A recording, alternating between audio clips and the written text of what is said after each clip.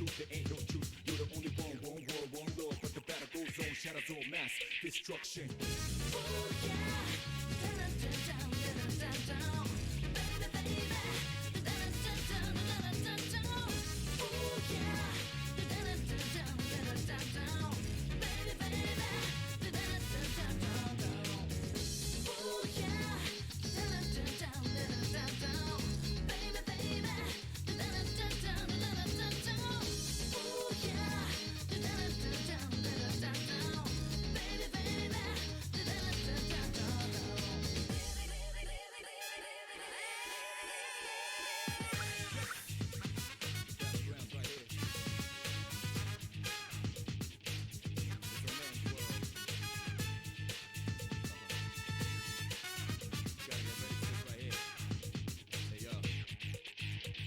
Here's a way, kind of breathe out, face reality. Never be charity. The enemy, your buddy, covers all society. Damn right, mom's not here, gonna fight all night. Right here, shadow 10 o'clock direction. Seize the moment, destroy the nation. You rhyme slow motion, give me motivation. Breathe out now, and then on the rival. Round up around, spit out, all over. Rhyme like a rolling stone, come in the crowd. Watch out the moon, they diss too loud. This one, this sound, and bombs whole ground. Surround up, don't ease your pace, cause enemies brutal. Moment of truth, there ain't no truth. You're the only one world, one love. But the battle goes on, shadows all mass destruction. Oh yeah,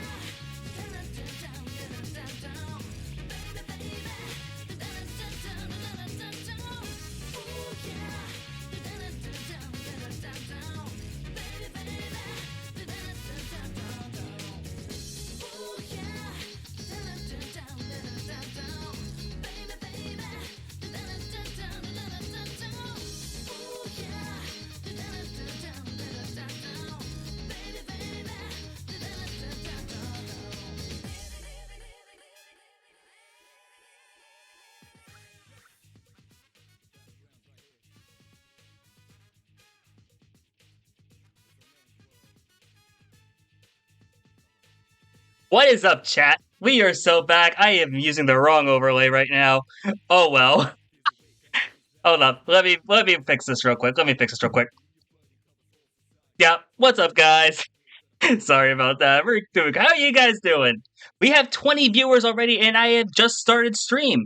I was not expecting this at all. So here we are. Shout out Spice Gang already in here. We are live. Another edition of the CKL Seeding stream. I'm having such a great time here. This is gonna be an absolutely electric stream. Gonna be a long one. Gonna be here until the deadline hits. Deadline hits midnight EST. We're gonna see what are we gonna have because hey. We got 23 teams already signed up, already eligible. There's a rumor of a 24th team coming up. So, this is going to be fun. Going to have a great overview night. Just a way to break down the new teams for all CKL. There's ones who are returning favorites. The up-and-comers who are looking to make their name in our new division.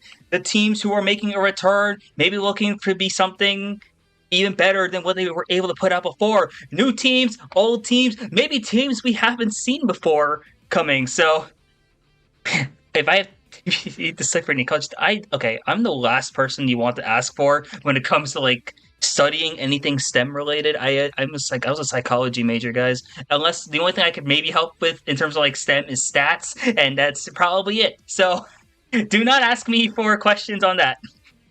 Otherwise, but we're going to have a great time today, guys. I did not update this overlay at all, but it's okay, because we're going to be going right into the screen share portion of this. Nice. I have a follower goal. Why do I have a follower goal still? At some point, I'll edit that. Okay. Let me quick edit a few things, because I did not expect this. Shoutouts to Obsidia for the follow. Happy to see you here. Overlay, please work for me. My stream might have died. This would be rough if it did. Okay, my stream thing just like died for a sec, so that's not fun, but let's delete this. And we'll edit that back there.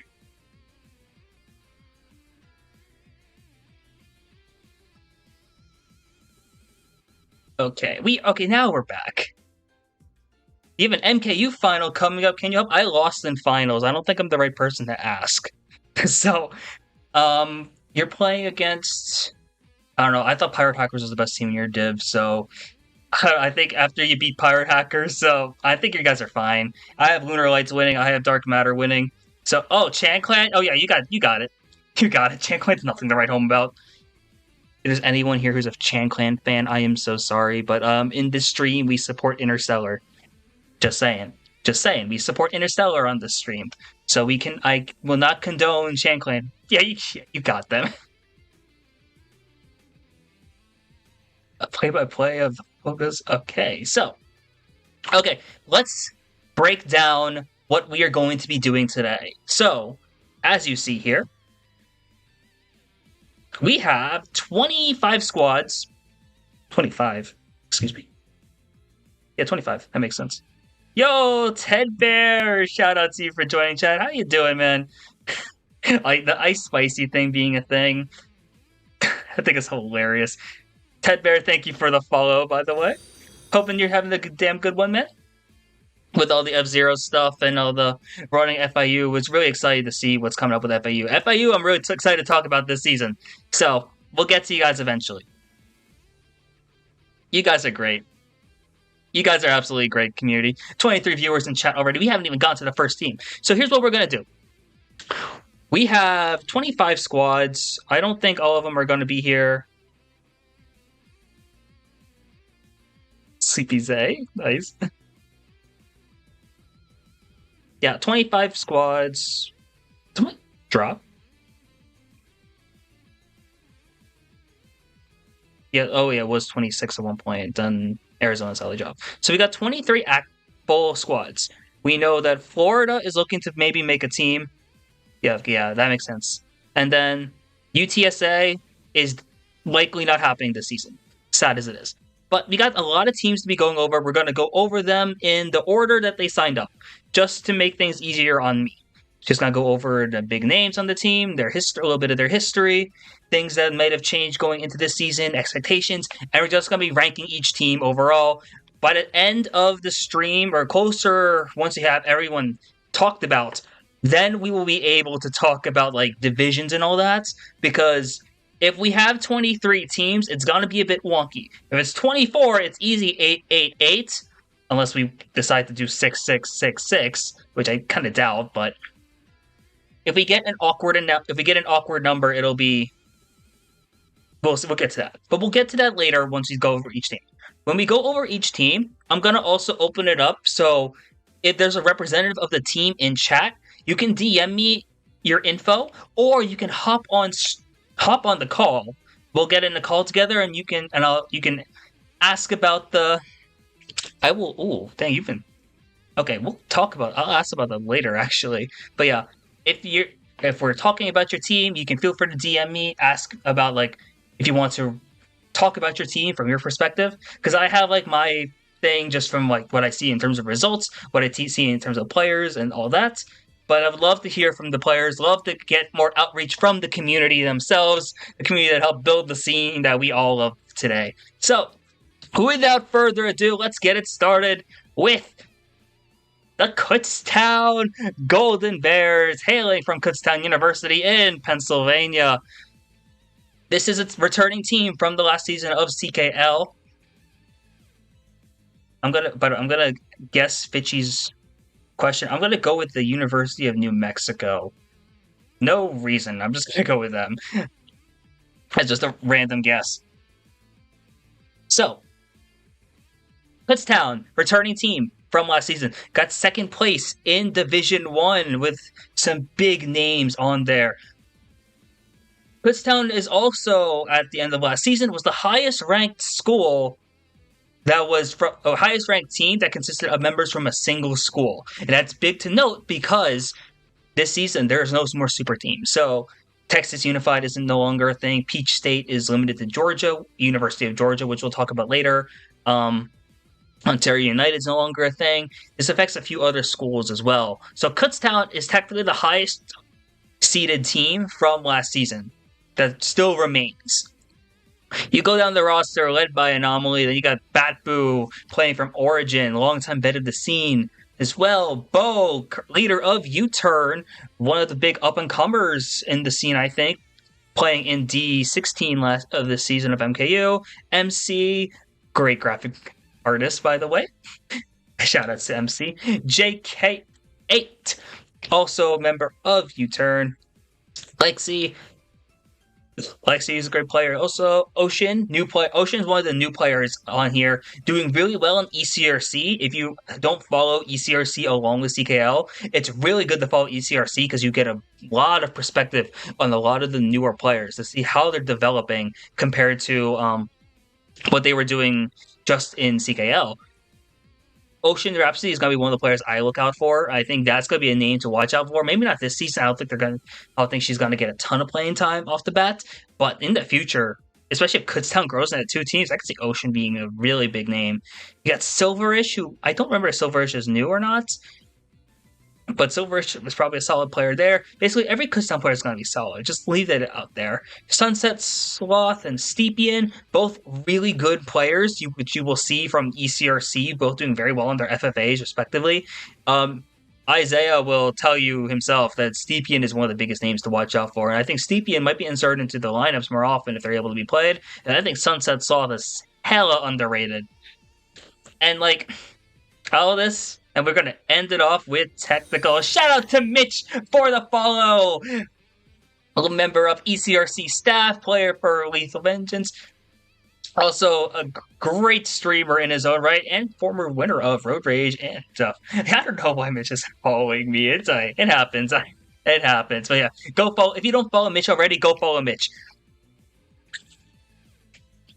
So yeah, Kutztown is always going to be a stacked team. I'm very thankful that I have landed on my own seedings and not anyone else's, because I would have felt really bad leaking it. Why is anyone not following Spicy? Yeah, shout out to Solution for that. Honestly, though, if you don't already follow, drop a follow. We're going to be doing a lot of collegiate coverage throughout the rest of the season, the rest of the semester. So, go do that. Go give me a follow if you can. Remember, or give me a subscription. Remember, $5 a month. $5 a month is all you need. I'm not going to be like that guy. That's already. If you don't want to subscribe, don't feel free to. You're all college students, or if you're not in college, you have better obligations to do. Will we be allowed to see every seed or seedings, by the way? No, unless they do a seeding stream of themselves, they will not be. All seedings are private, unless that. Yeah, exactly what Fitchy says. It's all private until someone decides to reveal their own. I like to reveal mine, so because I don't know, I think you guys deserve to have some insight. So, off top of my bat, Kutztown is number 1 in the country. Pencil it in. Kutztown is the number 1 team in the country right now. Just because they are the first team, but realistically, Kutztown's a phenomenal team. Kutztown is, without a doubt, probably the best team on in their region. Of the Middle Atlantic, the East Coast, and they're gonna be insane, and they're just a team that only gets better. And and it's one of the best things. So you see them all built from the ground up, and they're a really excited team to be going for. And I'm really excited to see what they're going to be doing in the future.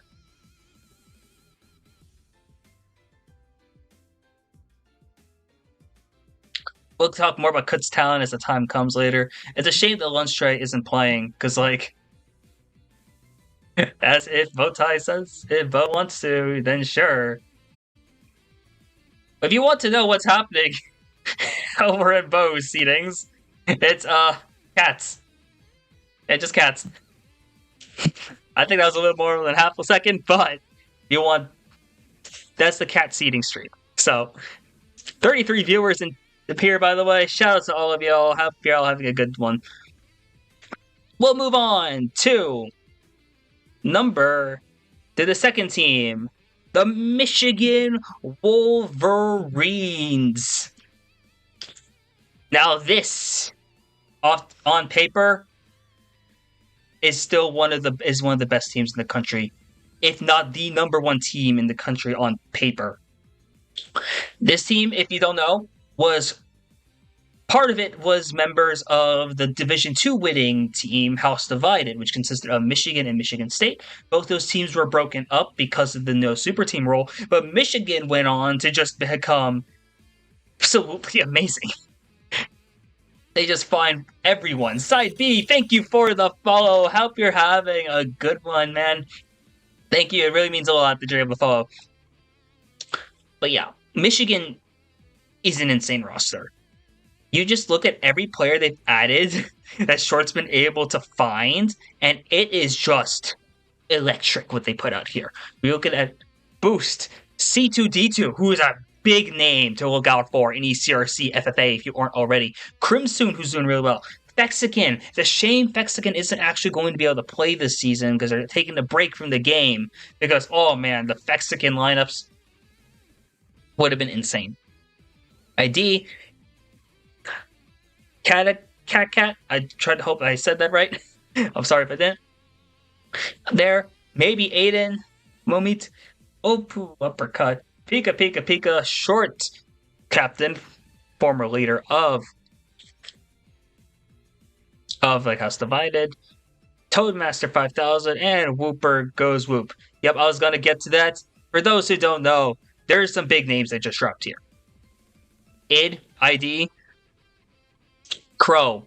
Fire Hydrant, if I'm correct. I want to say Fire Hydrant. Yeah, Fire Hydrant. A Division 1 player, like legitimate Division 1 level player here, with a ton of experience in the game. And really, you just look at this kind of stuff, this kind of history, Banana Legion, the XIs, Fatal Aces. It's an absolutely insane player to add to this team. And if you thought that was crazy, they still get more depth. Whooper goes Whoop, member of Arcadia Terra. An absolute insane addition as well. And you're adding this on to Short, member of MK University, who in his own right has just gone absolutely insane, member of Buns MK also. And I think it's amazing what Michigan's going to be able to do here. They got second in syllabus week. This was a lineup without Fexican playing, but so it's more realistic to what we'll be seeing in CKL. They have scrim wins on Kutztown as well. They've shown to other wins in other levels of play. They're destroying ECRC 4s at the moment.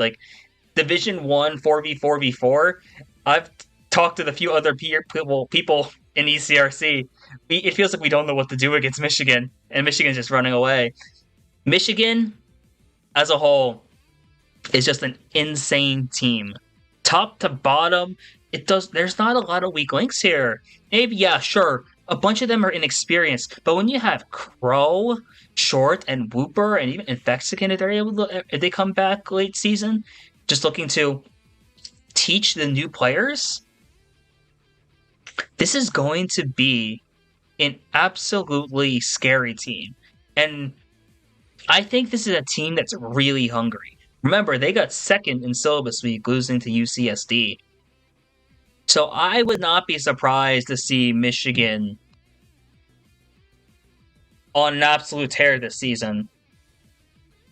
I had Michigan tentatively as the best team in the country of these two. It's these two teams are absolutely insane. So it's doesn't mean much here, and they're both definitely going to be Division 1. Shout out 39 viewers, by the way. I think it's the most I've ever had in a stream. So appreciate the love, guys. Love y'all too. But yeah, Michigan is an insane team. So this is going to be absolutely oh my god, guys. Settle down, Chad. That's how amazing. I'm talking 86 to sick in my head. Oh my god. You guys are hilarious. We'll talk more about Michigan as it goes on. But let's move on to the University of Oklahoma. Now, this is a very fun team to talk about. One, I'm biased because I'm their coach. So, it happens, and I'm, biased for them. But Oklahoma has a lot of great things going for them. They were second place in Division III last season, which is a phenomenal result considering they only lost to Iona, who was undefeated. They gave Iona their only loss in grand finals. And then Oklahoma has only gotten better. Oklahoma had this amazing Cinderella run. Cinderella feels like a way to discredit them, honestly, because they just showed up and just showed out in syllabus week. They beat UCLA. They barely lost to UCSD. They beat Peach State, and then they lost to Michigan. So they lost to first and second of the tournaments. And not exactly even by a lot, really. And they lost to Michigan with only having 3 track picks. And this is a team where we will talk about this. CKL stands for the Collegiate Karting League, by the way. Shout to M following in stream, anyway. Thank you for that. So Oklahoma, the best thing about Oklahoma is that they have insane depth. You will literally look at their tables and it's like there's players, they will have times where no one drops below 70 points. They will get 4, 5, 6, 7, 8, 9 overall, and they will win. Like, the Oklahoma special is to get the middle 6 spots and then just win. And the funny thing is, yo, shout outs, guys. Thank you, that. Put you in IT3? I don't know about that, but we'll see. Thank you for the bit, though. So this is a great lineup. Yo, thank you for the sub. I appreciate that. You guys don't have to be obligated to sub, by the way, but like, I appreciate you guys, those who do. So you look at this lineup, and the funny thing is, Oklahoma is legitimately like one of the teams where they don't have a top 6 because there is like 7 players who could legitimately be top lineup, which is amazing. There is no team with this kind of depth. Like their 7th person is starting caliber player, and it's amazing. You're looking at Bro Tobias, who is playing on Yoshi Bike now, which is insane. Caleb, new name. Caleb is insane. Caleb is one of my picks for like rookie of the season, by the way. Cortana Bryan, who's been good. That big brown boy, great player as well. Golden, member of Dark Matter, along with JWT, both insane players in their own regard. Lovely to love. Rhino Bites, who was looking to be a big name going forward here. Rumble, one of my teammates on OnlyFriends. This is a really great player overall. Smiley Cart, new name I think that is. And then Taika Dessa, also a very great player leading this team on MKC. It's a very well-ran team. And there's another big thing. Oklahoma also has a coaching staff. Like, when I say staff, I mean staff. There are 4 coaches on Oklahoma. Myself, Aiden from Contingency, Omolga, and 6. Like, there are 4 coaches. I am worried I'm going to lose my job when this season is all over. Because there's, like, 4 coaches, and I'm by far the worst player of the 4. So it's like, yeah, I might lose my job at the end of the season. Who knows? But thank you. Appreciate it, guys. But yeah, this is, like, crazy. I remember, and it's like, I'm biased here and I'm going to be a bit sentimental, but like I remember I love coaching Oklahoma because like I will coach Oklahoma. I do VOD reviews with them, and it's always so rewarding to like hear things I tell them in VOD reviews and hear them echo it in the VOD review I do with them next, because I hear them in their comms. They're talking about like courses they're about picking, ways to have someone bag, eyes in the back, stuff like that. It's a lot of great stuff. And here's the great thing about Oklahoma. And let's talk about this for a second. Oklahoma, if you think about it, this is a great story. They're a team that's come up with... This is a team with no comp experience before the fall season. So they basically all started playing competitively 6v6 in October. And they're taking a lot of big names in the collegiate scene. If you think about it, through just hard work, determination, and like I guess the power of friendship, Oklahoma has made their way all the way from D3 into what I think is going to be a Division 1 team. I think Oklahoma is representative of the American dream, which also means that Oklahoma is America's team at this point. So OU is going to be representing America. God bless America, as JWT says. So here's the thing. Remember, Oklahoma was OUA last season because Ontario United had OU. But now Oklahoma is gonna take the OU tag for themselves, play well in Division One, and do it not just for the state of Oklahoma, but also for America. And then we're just gonna have the chat go USA, USA, USA, and that's gonna be enough of the Oklahoma glazing for today. But yeah, I had that bit in my head for a while, but I wanted to do that. So I did get a message from one of the Oklahoma players about potentially hopping onto stream. So thank you for the follow, JCK. Oh, we'll get to the lemons glazing. Don't worry about that. So, but I do have. I'm going to have Rumble come on stream just to give some insight into the Oklahoma experience and what's going to be like, what to expect from Oklahoma. So I'm gonna. If Rumble is able to jump into a call real quick, I'm just getting to one of the CKL calls. I'll drag you in.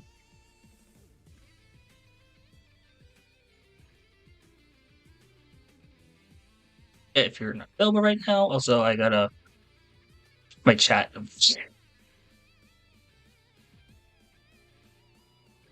Okay. Yeah, we'll keep it. I'll keep it shorter, guys, going in for next streams, or next ones. But yeah, if Rumble's able to get into a call real quick, just get into any of the CKL ones, or I can just jump into an Oklahoma server if that's easier for you. Whatever you want, man. Me having to find servers not easy when I'm very bad at this whole Discord stuff. So we will see.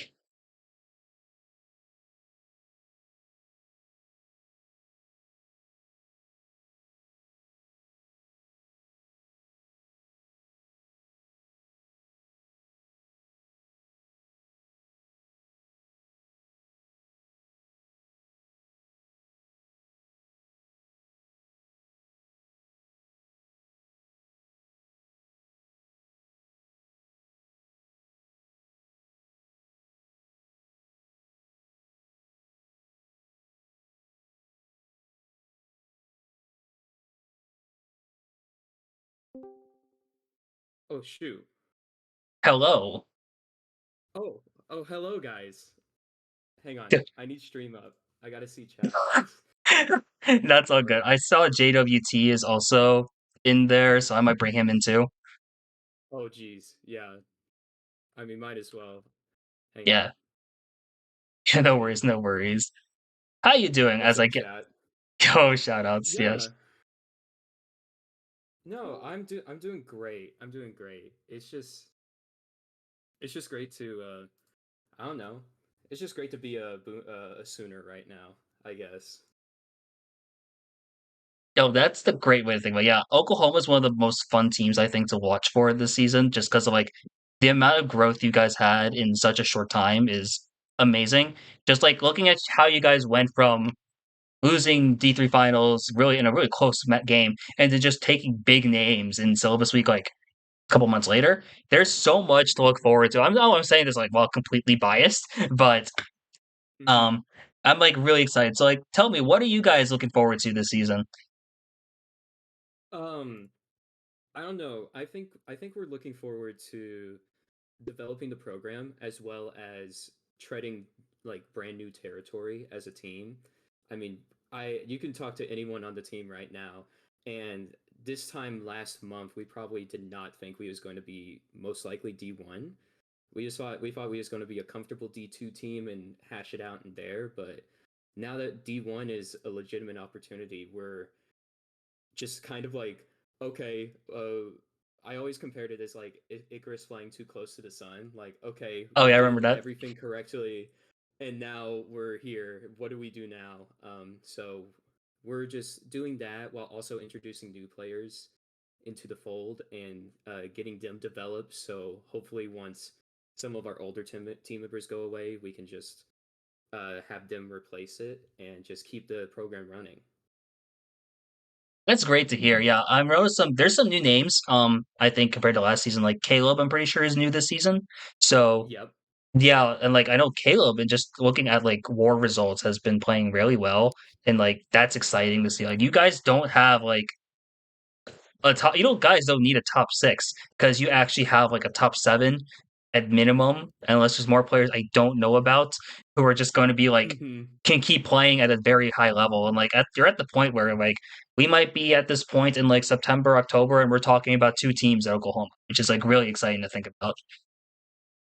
I think that's the goal, honestly. Like we're pretty like open to really any players that express the sentiment that they want to be involved in this program once we talk to it about to everyone, and it's just been really nice to see the program kind of grow. We're having to stream on Saturday, shameless plug, and everything. So just a lot of stuff is happening right now at the Sooner Schooners and everything like that. So it's really nice. Yeah, I'm Yeah, really we want to. excited about it. Yeah, JWT, I want to hear We, what are you gonna say? What do you have to add? Because I know there's a lot of stuff like I was gonna from your say, end. Go ahead. Floor is yours. yeah, we really want to build up the team culture. You know, we're trying to make everybody, because from the very beginning, we've had a bunch of. It's quite incredible, really, that we've managed to find this a group of people this good at the game and this willing to actually improve and like actively participate. And so we want to keep building on that, keep that momentum going, and you mentioned, Chris mentioned how a few of our players would be leaving in a couple years, and I just want to say, we've only got 3 shots to get the dub, so we want to make everyone count. Yeah, for sure. Also because I'm one of the players that will be leaving in like it's still like spring 2025 when I'm gone, but still got to at least have that forward thinking mindset going into the future. No, I feel you completely. I started my college team when I was a junior in college, and I understood like I don't have a lot of chances left. I didn't get to play CKL, so I'm like really excited for you guys. Really, I like the mindset one. Focusing on the present all now while also looking to like develop in the future. Really excited to see what you guys have to do this season, and I'm like, I know I'm going to be watching it really closely because acting is one of your coaches. But it's like, really, yeah, I can't help but be like super hyped for what Oklahoma is going to bring this season. Got any final words before I let you guys go, and then got to tear into like the next 20 teams or so? Yeah, Oh, yeah. oh yeah. Go ahead. God Go bless ahead, Will. America. We love America. This is the great state of Oklahoma. We love it This is the here. You know, greatest state ever. This is the greatest greatest state. state in America. All right, Yes, thank you, man. better than Texas. And also, don't harsh special. Yeah, don't hurt Anyways, special. yeah. All right, thanks, guys. Yeah, Yeah, thank you thank you guys for for having hopping us in. on. Yeah, of course. Thank you guys for hopping in. Have a good one. Yeah. Bye bye. All right, bye bye. Yep, see ya. See ya.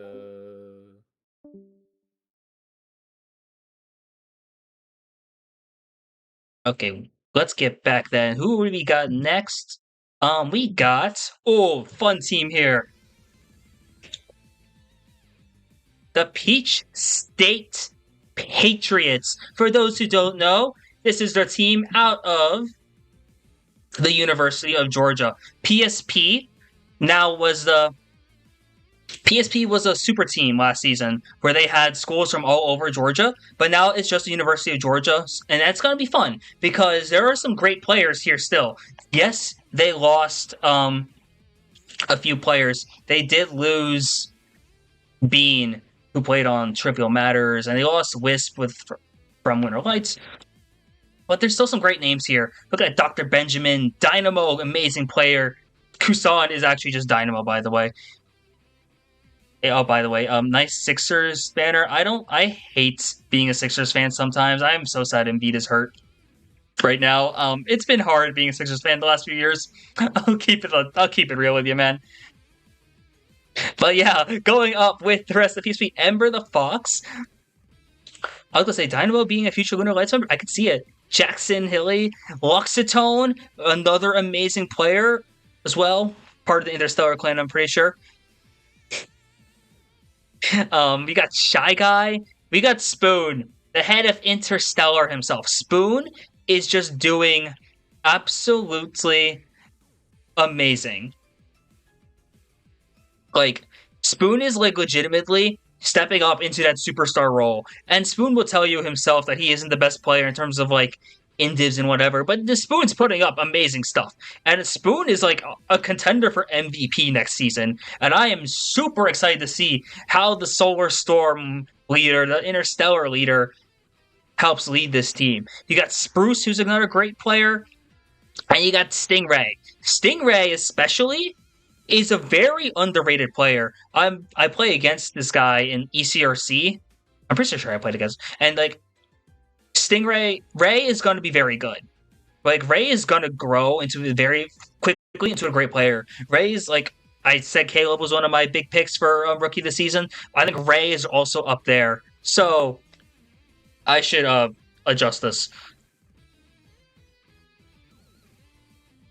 This is hard because legitimately you could put Oklahoma or Peach State kind of interchangeable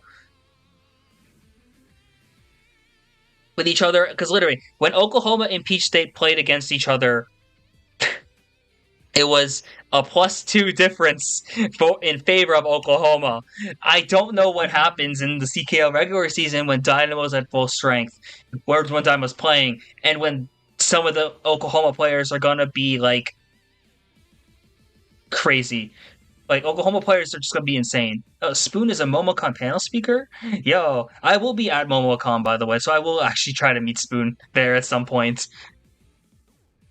Okay, for the sake of alphabetical order, Oklahoma, PSP. Yeah, I'll get you guys like the live Spicy and Spoon meeting reaction, the meetup, Interstellar plus Spicy meetup. I'm down for that. Well, a few members of Only Friends are will be at MomoCon also. So like, hey, we'll do like, I love to just meet up MK players. It's always really fun to do that. Anyways,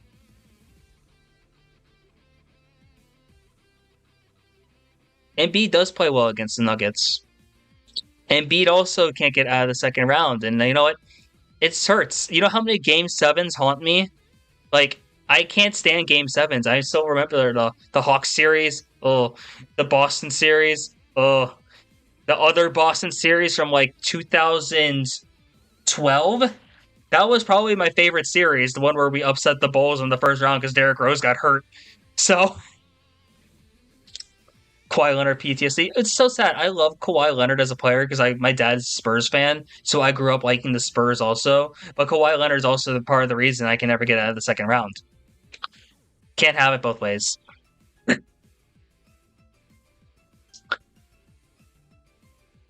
Have you been seated at UCSD? No. I'm not sure where we're at yet, by the way. UCSD. So I'm going in order. Oh, okay. UCSD won't be for a while, actually. Dang, yeah, we have a lot of teams to go through. We do have until midnight. There are less than 3 hours, so. Oh, if I would like to talk to Creo at some point, yeah. If Creo's available. Yeah, this chat is wild, but hey, shout out to the UCSD land for doing this. That's gonna be fun. So yeah, we're going in order of all the teams here. So Peach State just finished up. We are going to be going through the University of New Mexico next.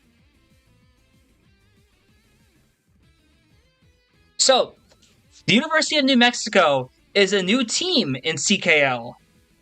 But this is not a team with no competitive experience. For those who don't know, this team actually played in Pacific League this past season. So, like, or they're playing in this current season of Pacific League. They are in the bottom division, and I don't think they're doing too hot, but that's just the story of basically every college team. Yeah, they're playing Pacific League.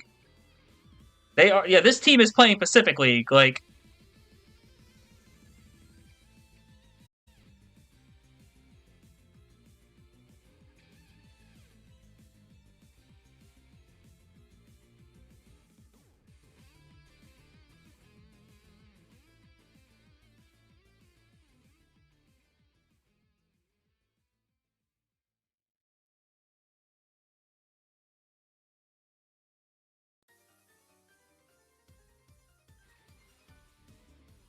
be trying to figure out where they are.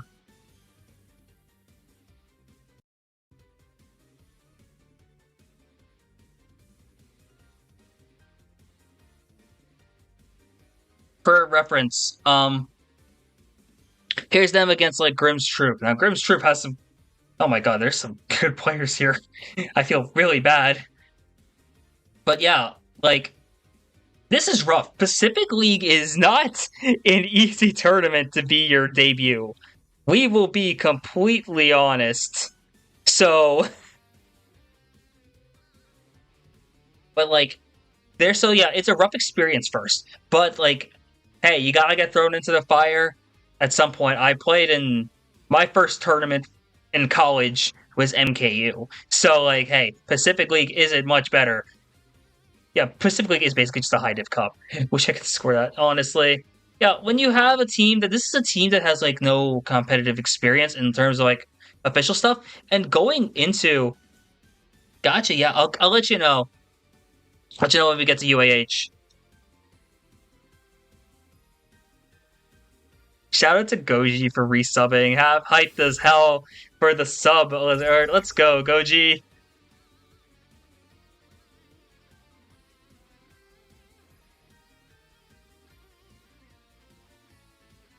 I won't lie though. I swear to God, if I fail gap jump one more time, Goji sub. Great.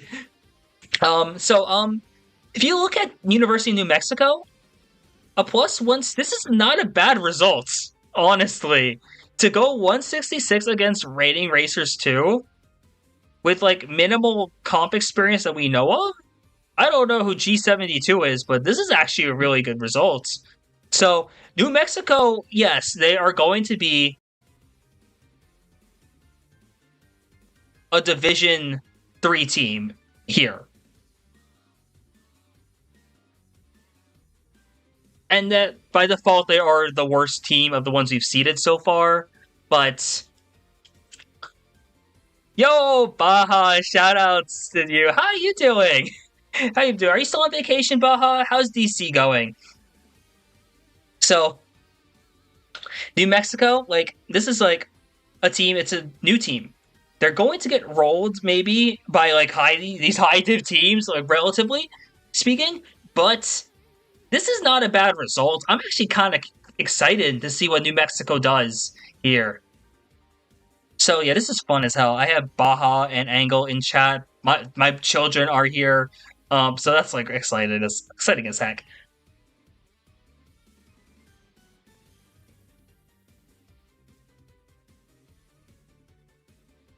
Okay, let's go. Oh, okay. Florida's getting another member. Florida's 5 away. Florida's 5 away. Oh, we're at UAH now. Oh, okay.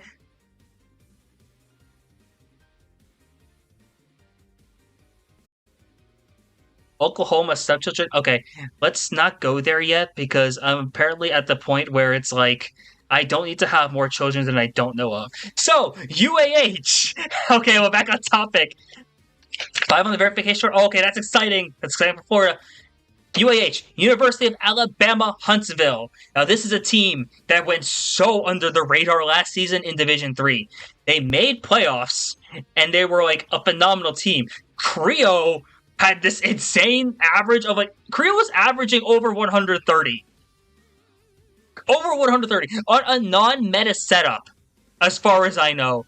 Well-deserved all-star. Creo is like one of the biggest names here. So here we are, talking about UAH. We got Ather back. Atherlite. Cheesy, who's doing really well in ECRC FFA.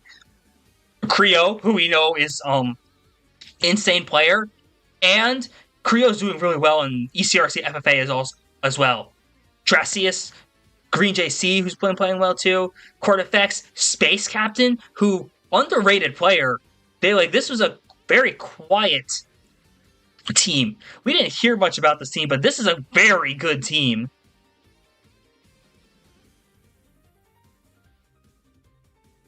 Ugh. And then you have Squishy here as well. So UAH is such a fun team to talk about because we don't know much about them, but if you look at what they do in ECRC, granted ECRC it's 4s and it's not 6v6, so there is a difference. in terms of formats there that we do have to address, but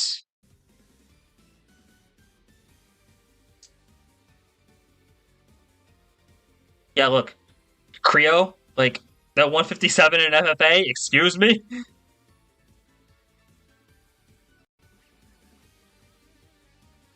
There is UH. This is a big result to talk about. Them beating Virginia Tech and Siena College. Look at those names, what they're beating here. Creo was able to hold themselves against like cynical, great player from Virginia Tech. Jinja, great player from Buzz. And if you want to go up further,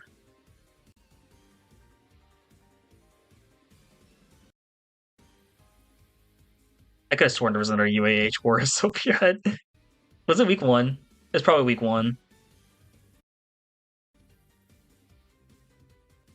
Yeah, week one. Where they beat Morgan. They beat Morgan State in fours. Morgan State was solid D2 last season.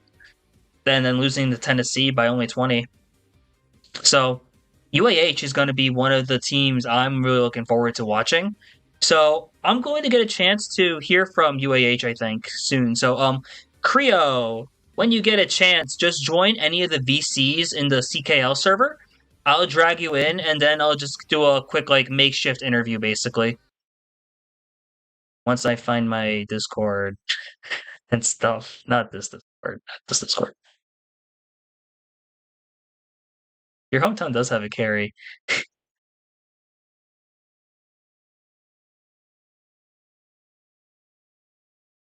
Hey, we will give Creo credit regardless. Okay, unmuting. And let's bring you over. Archie will eventually be getting called in for an interview, I think, so that's why I like to believe.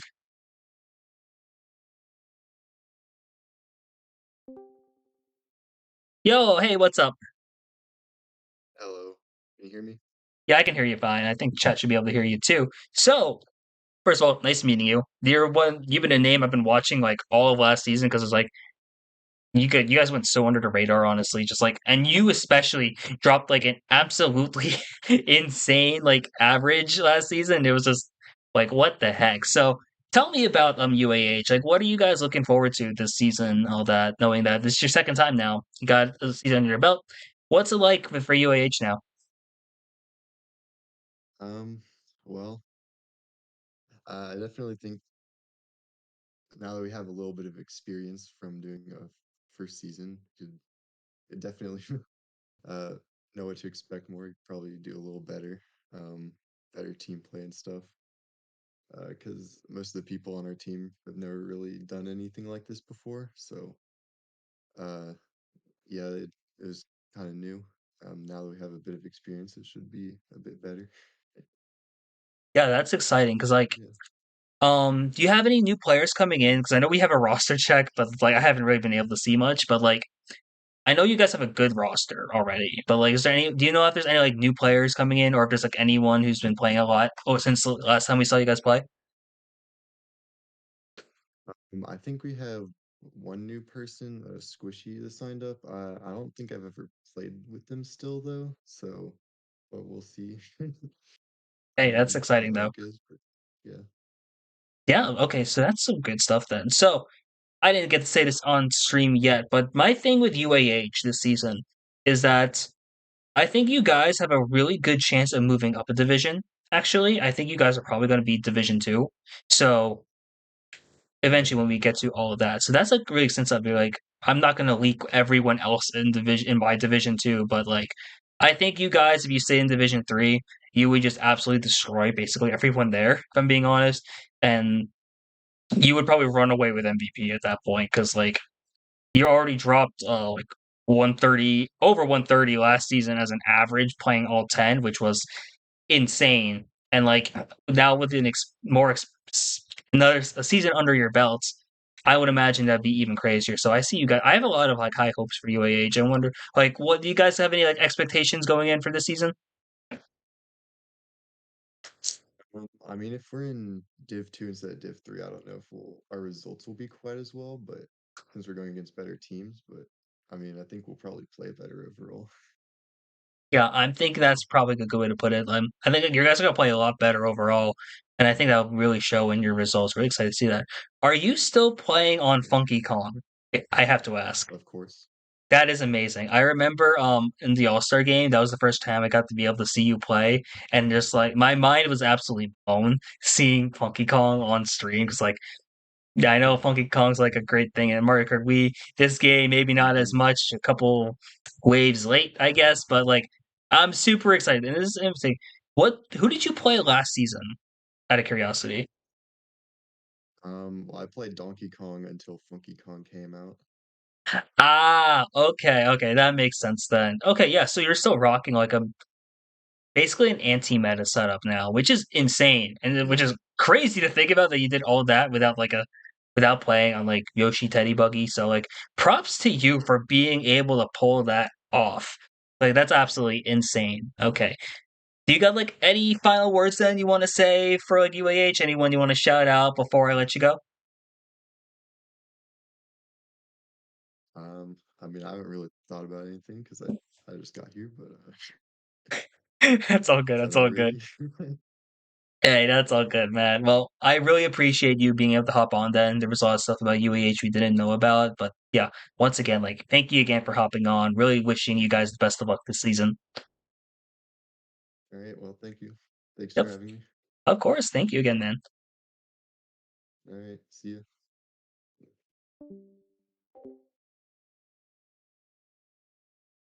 Okay, oh, UAH was the first Oklahoma, especially, yeah. UAH, just in general, insane. Yeah, humble as heck, honestly. Great guy to have as, like, one of your top players. Like, loving Creo already. So, yeah, I have UAH tentatively number 5. Overall, I think UAH is a D2 team. I legitimately think this is a Division 2 level team, and I'm really excited to see what they have going forward.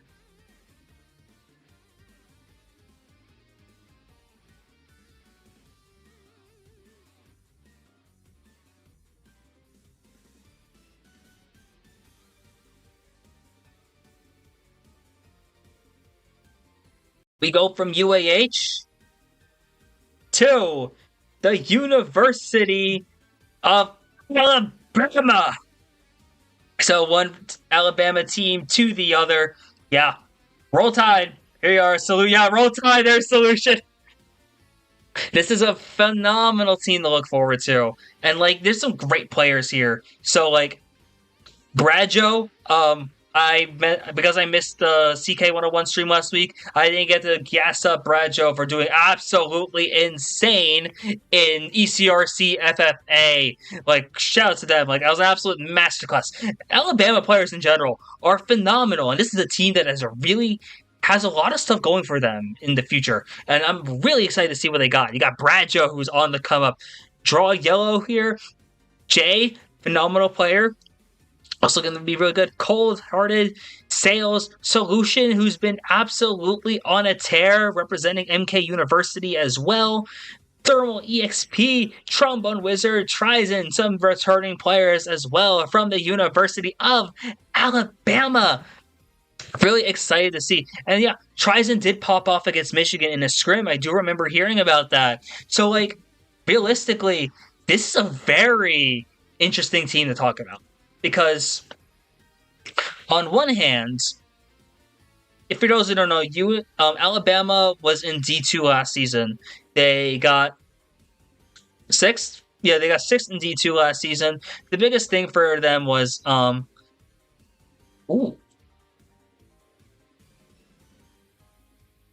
Let me pretend that there wasn't Lemons playing, but we're not going to talk about that.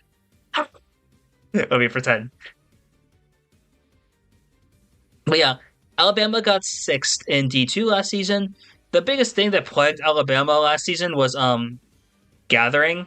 They just had a really hard time gathering, and that was the case for all of D2, if I'm being quite honest. So it's like,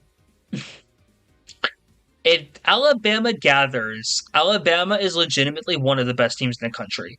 Like, I am being quite honest. It's just that, especially in 6v6, it's kind of iffy on if they're able to or not, which is the rough part. So But like, this is fun because like Alabama with their players who are there's a lot of progression with a lot of their players. Alabama has an argument to be Division One. I'm being quite honest with you guys. Alabama is a very solid team. That's true. It's 30 members on regular teams don't gather sometimes. That's the hard truth. No matter how many players you have, it can be hard to gather. So, but like, I'm excited to see what Alabama does. I have Alabama. Let's put them tentatively number 5 in the country right now. And I'm gonna ask Solution. Do you want to hop on real quick? If Solution is able to, we'll get a word in from the from a member from University of Alabama. See what's up with them. If Alabama's able to gather, that's the best timeline. You know what? It is. And like, if we're able to see that, I would be ecstatic because Alabama is such a fun team to root for. I will say, yeah, that's a good thing. We will check ECRC stuff because, like, I think Alabama is one of those teams where you will get it from. You will learn the most about Alabama from watching ECRC, seeing what these players are up to. Let's go with a few of them. First of all, last week had some good stuff here. So rough here. This is a rough one from Alabama. They did lose to Fate.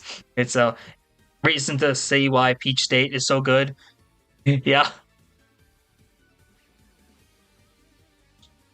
Max Strus just hit a half-court game winner to beat the Mavs. Oh my god.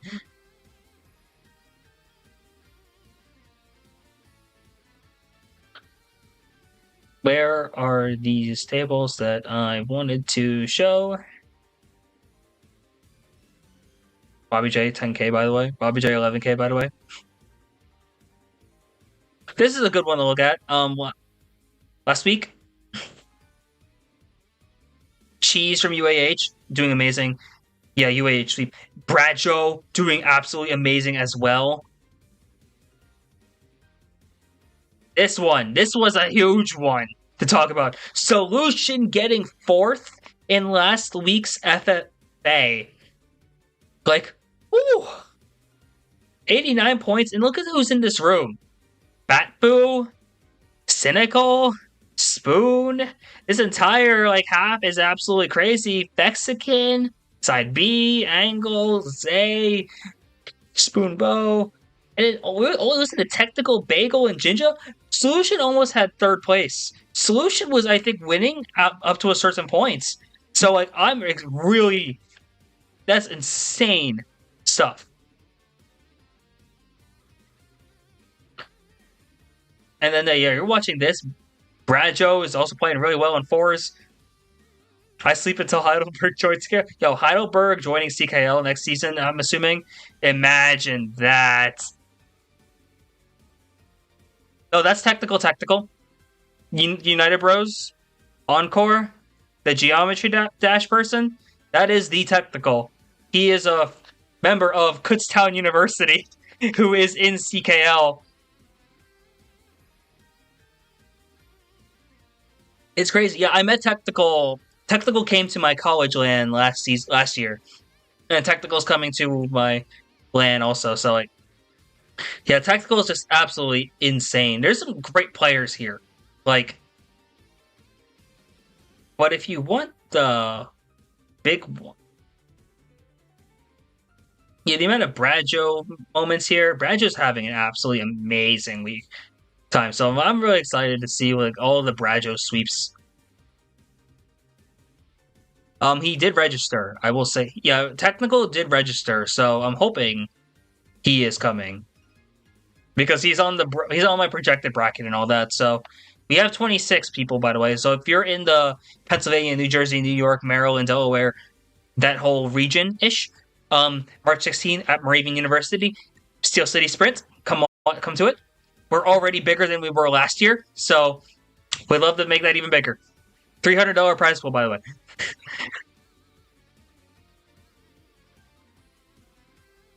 What do you think we do on this stream? All we do is glaze up players that are doing well.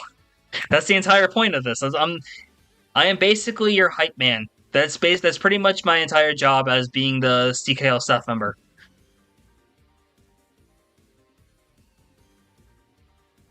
And now it's time to talk about University of Northern Iowa.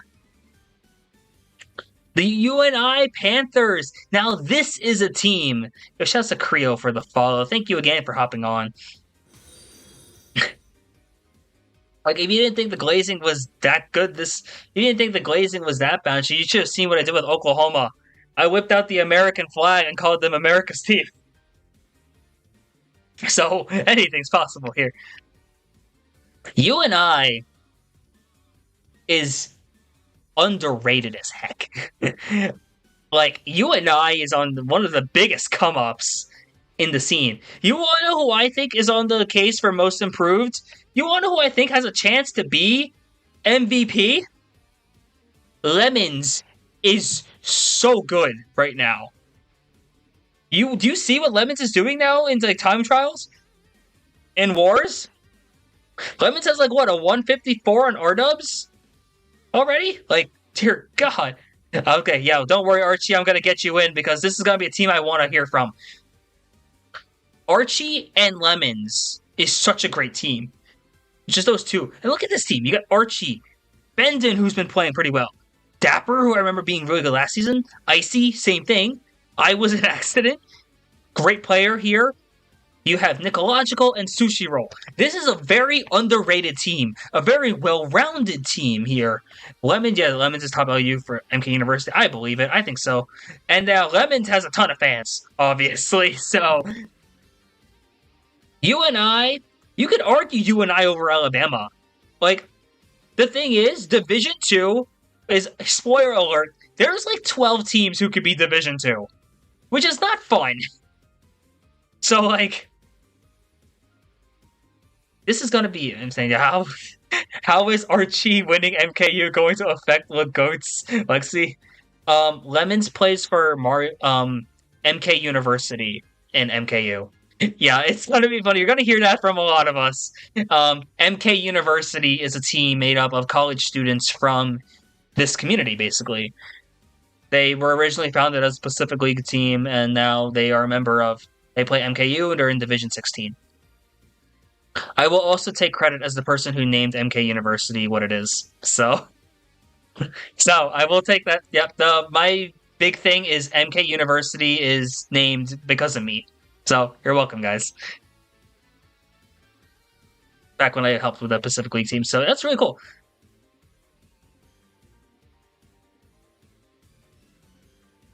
Cairo's backpack. We'll get the Cairo. You know what? For the sake of consistency, because this is a good team also, but you can put UNI and Alabama are very interchangeable. We'll put them like this for now, just because I talked about UNI quick. But UNI is going to be really good. This is a team you want to watch for, and we're going to hear from Archie in just a moment as I get Archie in. I am getting a lot of notifications and I am not realizing. So, oops, sorry guys.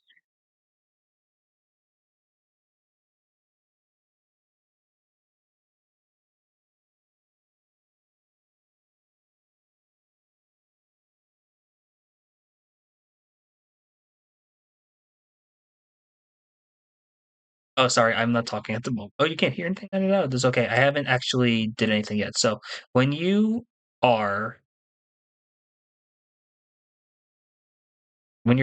and I will bring you a bit.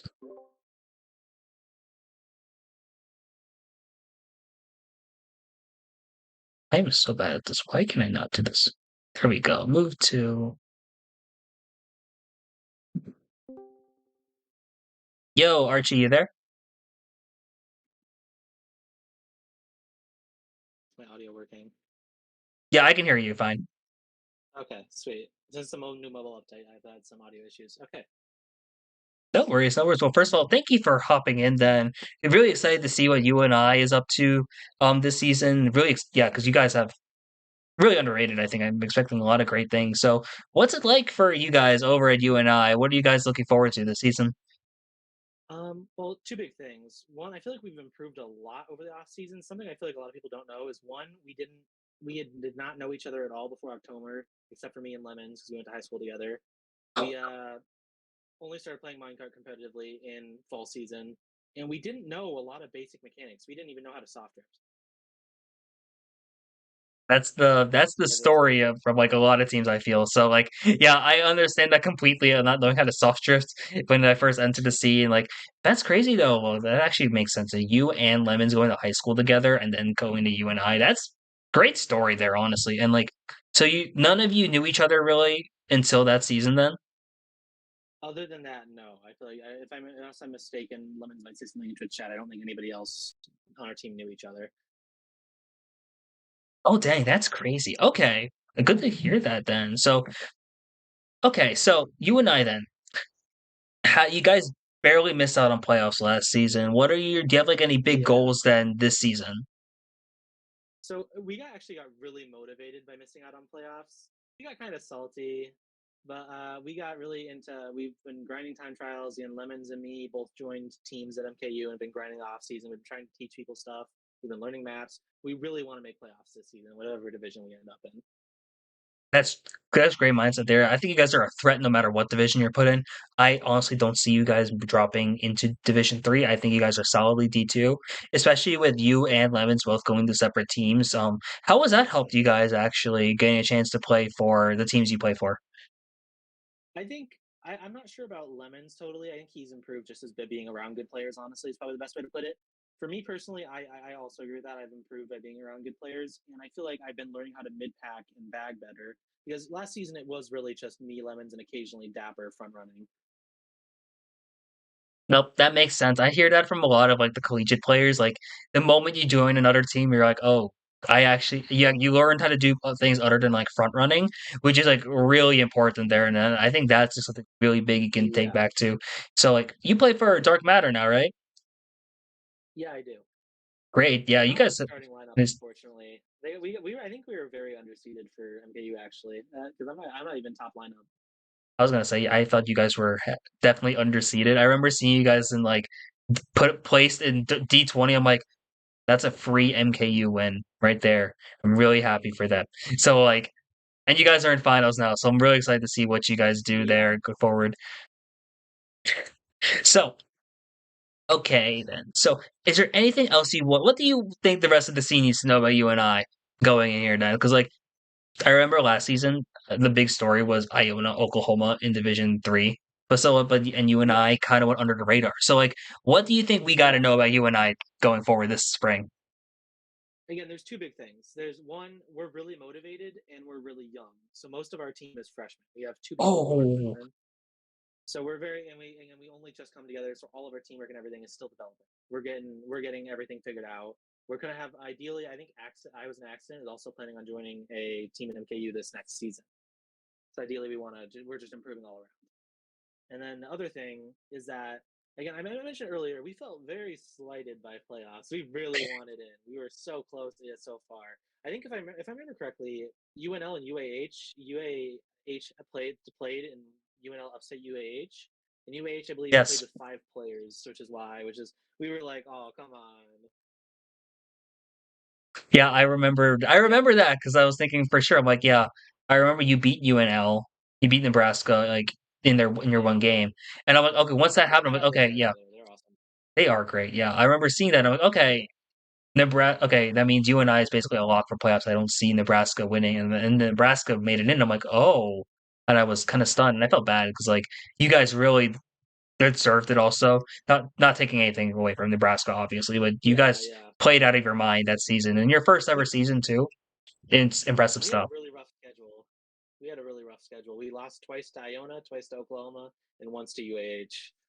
I will say I am sorry. When we did Division 3 seeding, I remember where it's like I remember seeing it like I'm like, okay, Iona and Oklahoma and FIU were in the same conference, Yeah, and I'm like, I think we accidentally just put all the best teams on that we knew about in the one group.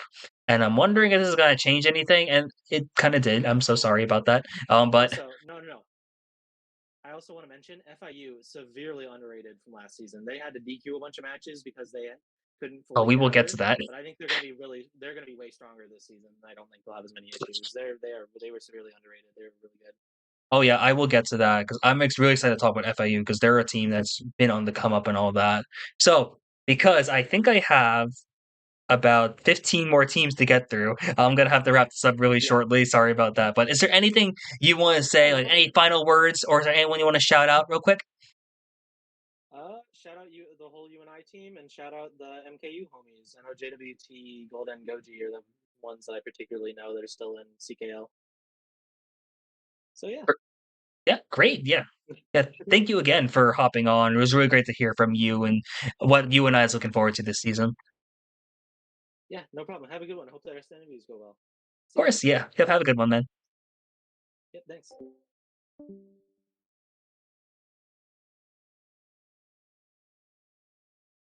I'm not gonna lie, guys. Archie's way more humble and on in a call than he was in chat. So Archie's great though. Yeah, Archie's a goat.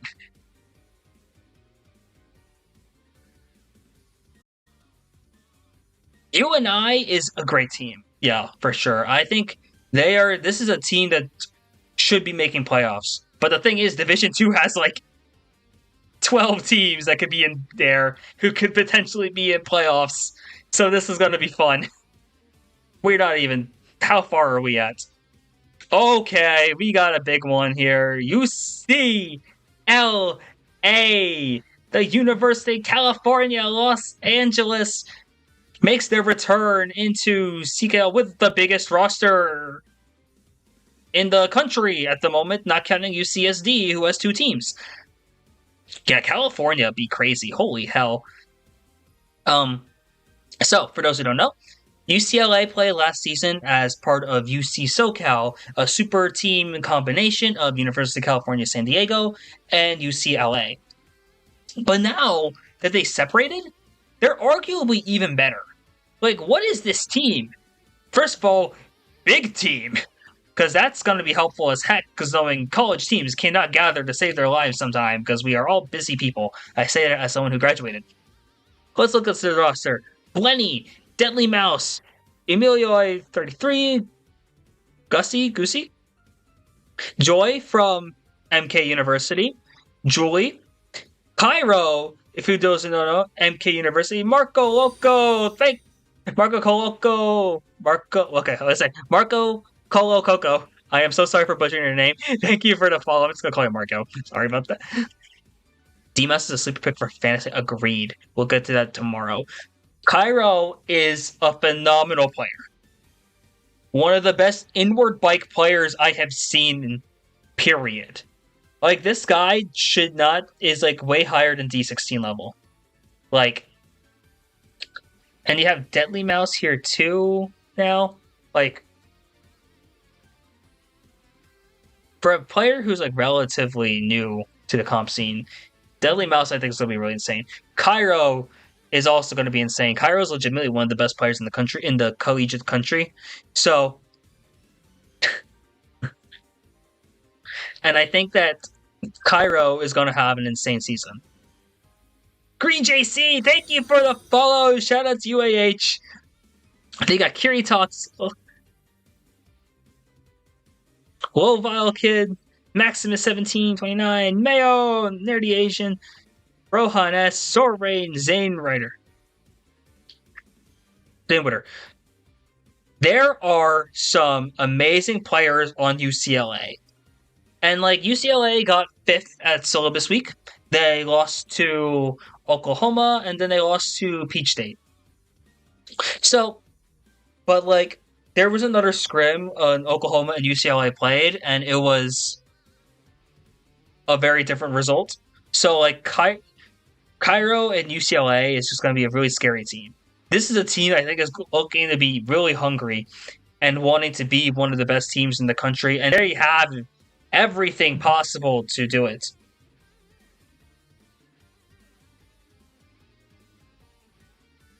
UCLA is without a doubt a Division 1 team. Like, there is no... If you say anything otherwise, you are just mistaken. I am sorry. Because UCLA... What the heck? This is such a great team. Like, legitimately, Oklahoma, PSP, UCLA are all kind of interchangeable.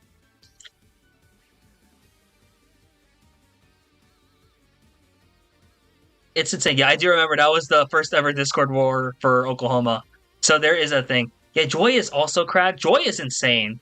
Shout out Team Philippines, by the way. So if you're a Filipino player in the collegiate scene, please reach out to me so we could get more players on Team Philippines, by the way. So, but yeah, this is insane. Looking at just who would be D1 here. Keep in mind right now, if we just decide to nuke every other team, the Alabamas and you and I are Division 1. So, but we'll get to that eventually. We'll break it down. I remember, bruh. Dang. Yeah, this thing just started, so it started the last fall was the first ever 6v6 season. I helped found the league, and we just got we just started it spring of 2023.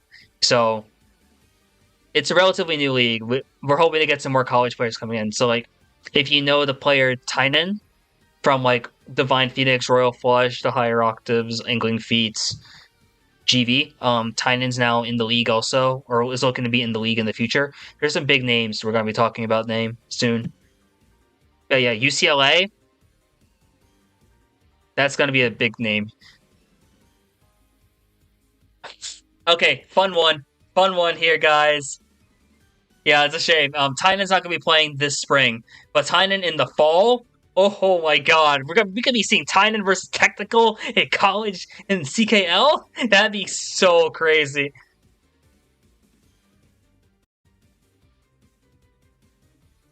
Okay, now this is an underrated team. Florida International University, FIU. This is a team where, like, they were plagued by gathering issues. They had a big problem of just getting players in last season. So they had to get an exemption also. So I'm, like, really excited to see what happens with FIU. So here's the thing. This team got better. There's a big addition here. So yes, you have Dragon Slayer, you have Evan Miko. Milkshake, underrated player. This is, like, one of the best players in general. Nick is cool, Sansray, Silly Boy Danny, Spark 117, Star of the Cat, Ted Bear, FZ, and Vidmaster. Yes, Ted Bear is Display F0. Shout Milkshake in chat. Ted Bear plays F0. Ted Bear's a world record holder at one point, I'm pretty sure. And when F0, like, was it 99 dropped, I immediately went to Ted Bear's YouTube channel to look at for F-Zero content and, like, to watch it on F-Zero reaction, because I knew, like, because I'm like, yeah, F-Zero is Ted Bear's thing. Like, Ted Bear also plays for Kingdom Crusaders. I actually trialed for Uwu way back. I say way back, but it was fall 2022, November 2022, and I did end up passing, and going to a different team. But I do remember liking Ted Bear. Ted Bear is really cool. And in general, FIU is a really cool team, and they've gotten better. Why? Why has FIU gotten better? NDREX.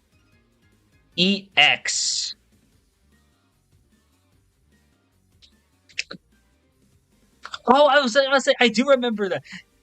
Yeah, I do remember you commentating at ADGQ here. That's great. AGDQ. Ted Bear no longer plays at Uwu, actually, but Ted Bear was on Uwu at one point. So, Ted Bear, if you need a team, let me know. I'd actually be willing to help to bring you one somewhere.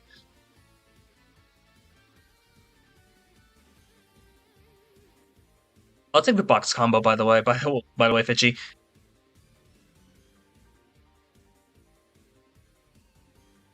But MTRX, yeah, former player from the contingency family.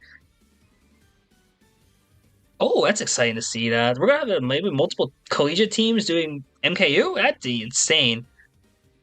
I hope it goes well for you guys. But yeah, a former contingency player here. FIU is getting better. This is a team that was underrated, and now that they can gather better, I think this is going to be a big thing. And call me crazy, but I think FIU is Division 2 level. Like, I legitimately think, yes, I'm pretty sure I saw them have some scrims. I think they might have beat Morgan. But yeah, I think FIU is a legitimate contender in D2. We will get to them in D2 eventually where they place, but FIU is really good. FIU is underrated. This is a team that's only going up, and I'm really excited to see what they do here. They have a great infrastructure.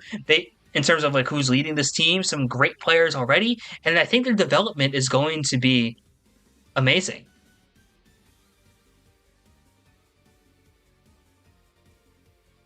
I think FIU and Morgan's like really close. Like I think they're in like roughly the same tier, but I would be really excited to see that. Ted Bear, if you want to get into a call real quick, or if you have the availability, let me know, and then I can do like a really brief interview.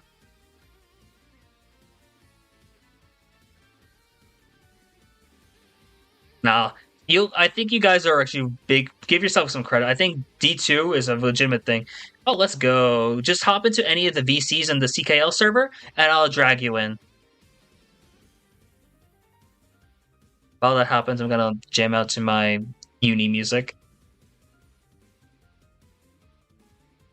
I was gonna say, UNI, or not UNI, FIU was such a good team that could only field like 5 players. Could you imagine what they were gonna do if they had 6?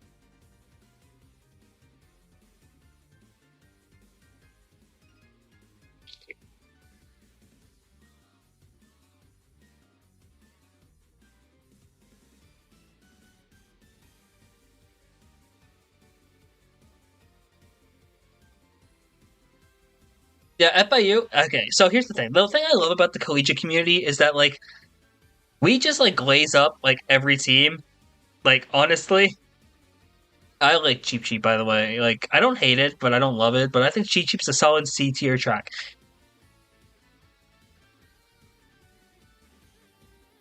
Gotcha.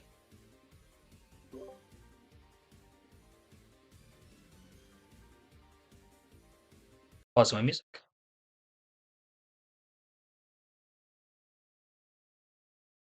Okay, let's get Ted Bear in call real quick.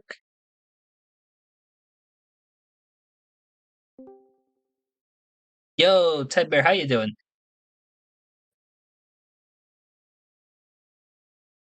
Here to represent.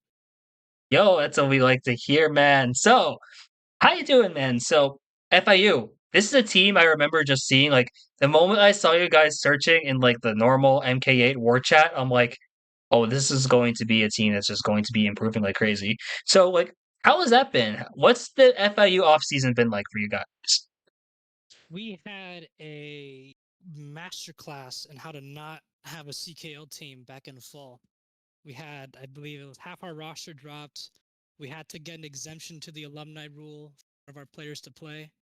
But unfortunately, can't remain the same. I would love to have Silver on the lineup again, but unfortunately, we're not able to. But I went heavy on recruiting. We brought in 4 new members, and we have been practicing almost every single day. We have been searching in the normal war and the Mario Kart Central Discord as often as we can, because I mean, last semester was a very big disaster class. It was, it was me with, I mean, yeah, I was on Kidding Crusaders, but I wasn't super good, and with a ragtag group of people, and we did cobble together a win. We had to DQ quite a bit and lost the others, but we've gone on a pretty big training regimen, I'd say, over the last few since the start of the semester in January. We try to war almost every single night. If we're not able to gather for a war, we try to in clan. We do time trials. I'm trying to gear them up as best as we can, not just for CKL but future endeavors. I know the team has been wanting to participate in more than just CKL. They're itching to put that practice to good use, and we do have quite a few good new recruits, right? Nick underscore is cool on our roster. He's very good, I would say. Kind of came out of nowhere. Same with Star the Cat. We did manage randomly. Um, we found MD Rex just on campus with no idea that he was part of contingency. And even though he was very much just a substitute backup, that does add quite a bit of championship experience to our roster. Even though he is a little bit rusty, he's been getting back on the grind and improving every day. And of course, for holdouts that remained, I shouldn't say holdouts, but for the players that remained from last season to this season, Milkshake, Dragon Slayer, Vitmaster, they've been doing their best. They've been improving, they've been playing, and it's not always pretty, our results, but we're trying, and we're definitely getting better. And that's the main thing. Also, shout out to Sansray. I forgot to mention him with the new recruits. He was one of the other new recruits, and he's also been very diligent. It's all great stuff. Oh my gosh, yeah. Just from what I'm hearing, I'm just like impressed by how well ran FIU seems to be. It's like I remember seeing the ticket open up about like FIU needing like the exemption because of like everyone half the team just dropping at like right before the season starting. And then I remember Right seeing just before and the like right after week 1. yeah. Silver still plays with us, especially since we're trying to do Paradigm, and MKU next season. Since no alumni, the alumni rule isn't a thing in other tournaments. He's gonna play with us, so he's with us in spirit still for CKL at least, and that's the important. Hey, that's great actually. Just having like that kind of like what's the analogy here? I forgot what the analogy I was going to use, but kind of great having like just extra player there, just kind of like to offer like the extra expertise as someone who was like played, especially because you have a few new players here. Like I'm really happy that recruiting went well because like that can be Quite a such a few. pain.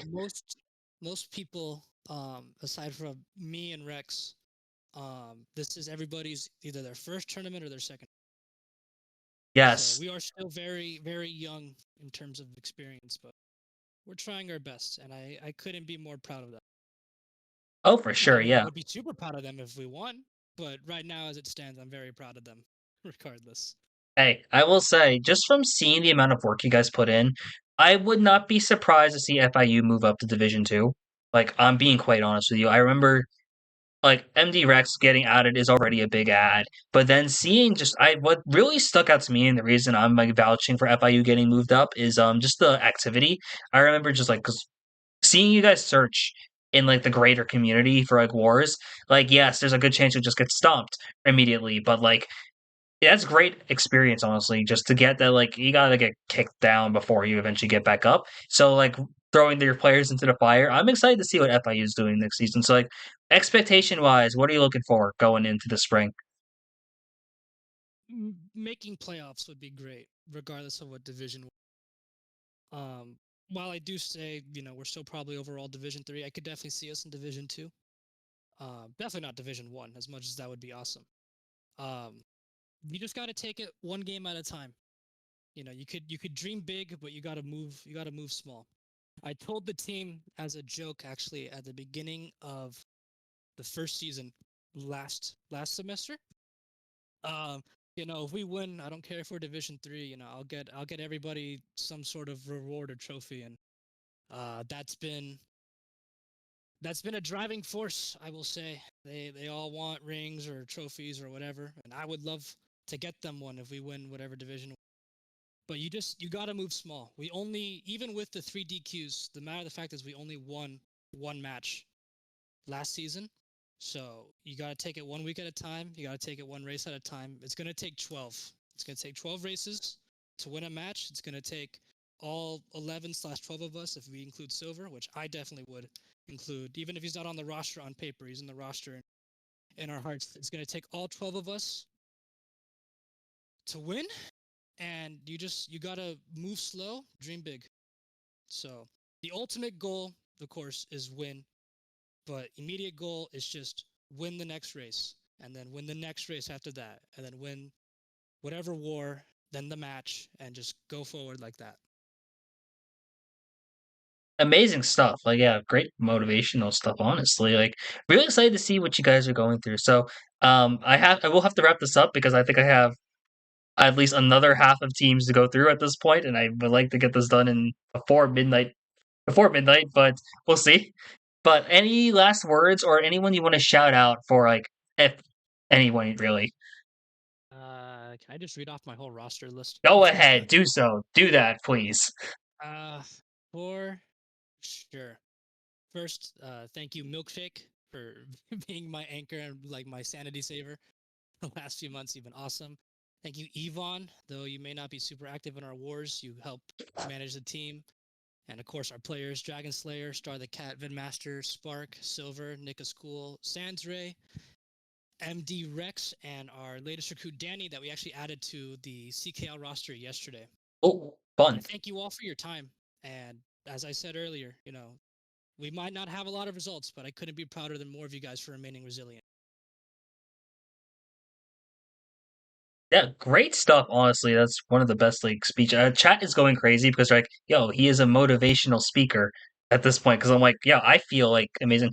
Like, I need access to an FIU war call at some point, just so I can hear like how it's like sometimes you get the NBA coaches talking, like you get to hear what they're saying in the huddle. I need to hear what it's like in your calls if you're talking like this, because like, oh my gosh, I feel motivated. I'm not even playing. I try to be, man. It's funny you bring up the NBA, especially because FIU's in Miami. I'm a very big stan of Pat Riley, so That makes sense. I guess you could say I try to emulate him, but again, you gotta take it one race at a time, one day at a time, and just see what happens from there.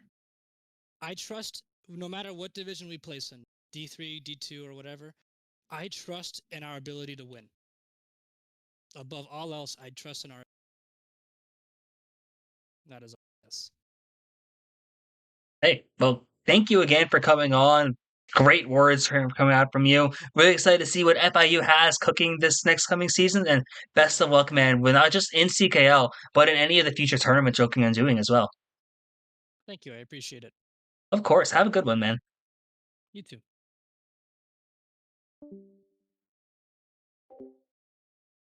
Okay, so at this point, if when Ted Bear graduates, I don't know when Ted Bear graduates, but when he graduates, that's a guy who I want coaching. Like, holy heck.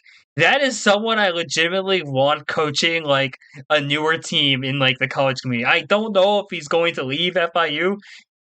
Okay, you got 2 years. Okay, so you got a year then. Okay. For any team looking for oh, you go almost fifth coach. maybe, maybe. I need Ted Bear doing TED Talks, agreed.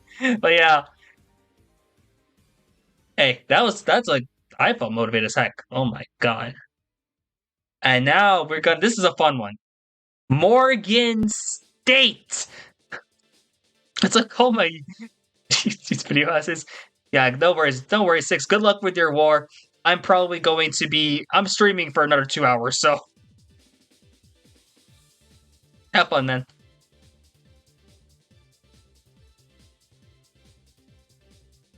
Do we pass on Morgan? Now you're staying for Morgan? Yeah, you can just keep the stream up. I guess, like, pull up your phone or something if you need to. Okay, Morgan is getting muted. Okay, I don't recommend that. You got finals to worry about, man.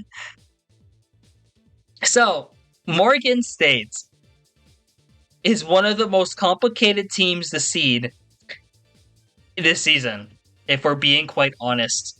I remember we were talking about this in staff chat. Morgan State on a good day is like contending for D1.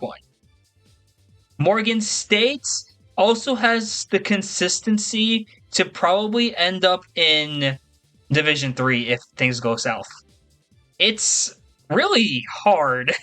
Cheyenne Party will not join fast. You don't, just because you're not wrong. You didn't have to say it. Yo, thank you for the bits, Archie. So let's talk about him. Let's talk about this.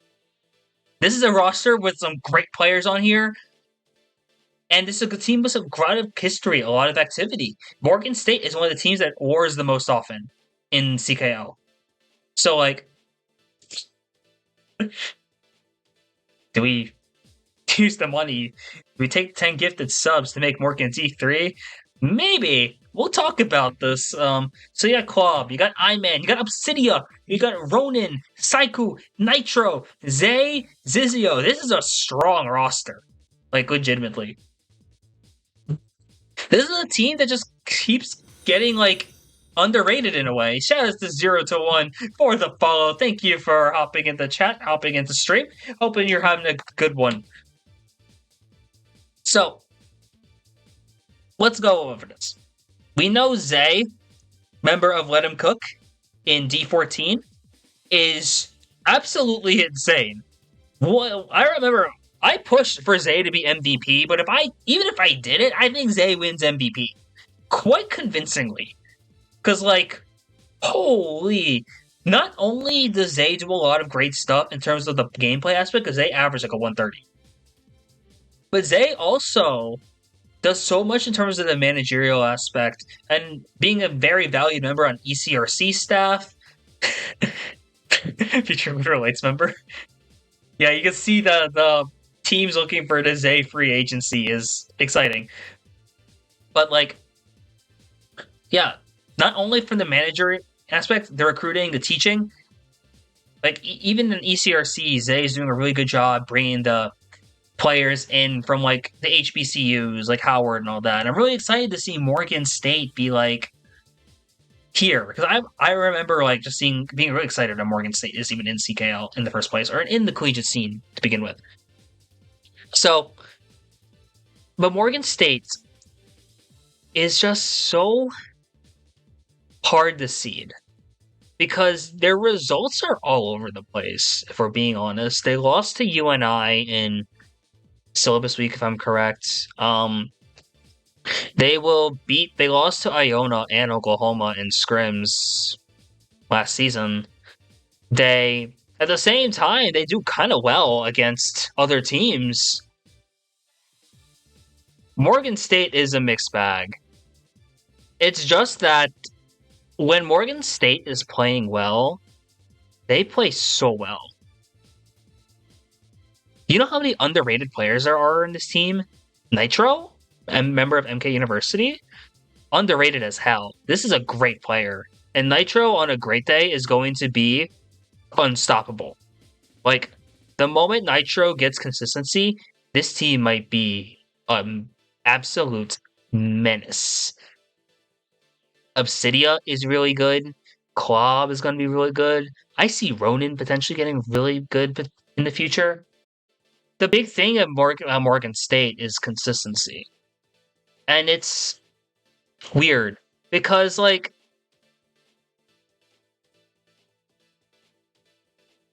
this is going to be a take. And I think the hard thing is just the consistency. There's a lot of question marks on Morgan State. Because maybe Zay gets locked out of the dorm again. Who knows? Maybe that happens, and then Morgan's having a rough time. I think Morgan State is 1 year, one season away from being a huge, massive threat in any division. I think this is the season where everything is developing, and then everything clicks in the fall. So, maybe he orders pizza and match again. I don't know where I put Morgan. I will be honest. Because I think Morgan is still D2. It's just where is Cheyenne Party always sport in the lobby? Are you kidding me?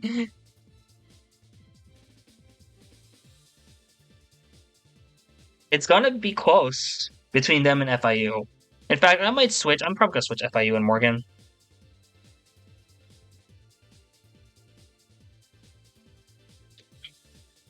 But it's close. UAH also, these three teams are really close. Like in general, the thing is, like, there is data on UAH did beat Morgan in fours. Granted, that was fours. I think in sixes, Morgan might have the edge, but Morgan also lacks consistency, if we're being quite honest, which sucks. I'm a huge Morgan State fan. Big Zay fan also. And, like, I'm just so thrown off by, like, with them, because it's like, when Morgan State is good, they are amazing. And I think they got robbed of playoffs last season. I still believe they got robbed of playoffs in D2 last season. But I think, yeah, Morgan State's a wild card by 6. You got 138 on inward against UCLA? Oh my god. Okay, so Morgan State, if Zay is doing a 138 on inward, you know what? I think Morgan State might just be the best team in the country. We don't even know. If maybe Zay is secretly just the best player. Cairo, who? At this point? I don't know. I think maybe Morgan State might just actually be that. He's just opening gates. He's about to open like the 5th gate or something like that. I'm kidding. We will revisit this.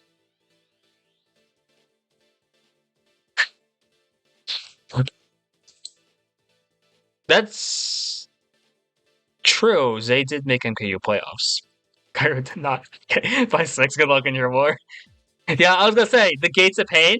I was trying to remember the name. I think, yeah, we don't know what playoff Zay is like. And I hope that happens this season, because, like, can you imagine this Zay opening up the Gates of Pain? Like, in the middle of, like, semifinals? That'd be so funny. That'd be so funny. Nah, Solution, don't beat yourself up over it. We'll go revisit Morgan State, because this is gonna be a team that, like, power of friendship boost in playoffs. That's like most teams here. That's the problem.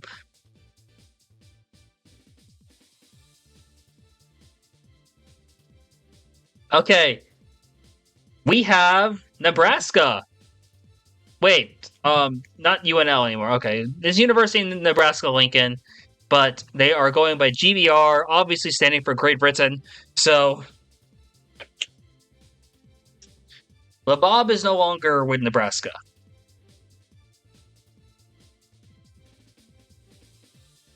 But this is a good roster regardless. So the thing about Nebraska is that they played MKU. This team was back in MKU. I don't think they were able to gather for it again this season, which is rough. But this is a team with a lot of good players. This is another underrated team. Zoo, got Saki Jun, Crazy Mojo Jojo, Jack the Raccoon, Marcoco, Mop, Saracen, T-Bugs 24. This is a really underrated team. If Marcoco is still in chat, I want to ask if they're available to, like, be interviewed really quick. Because, yeah, Marcoco played amazing last season, if I remember right.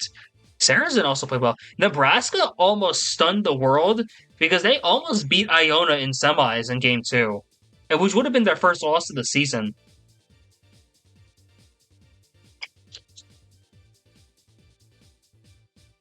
So, like, I think this team is scary.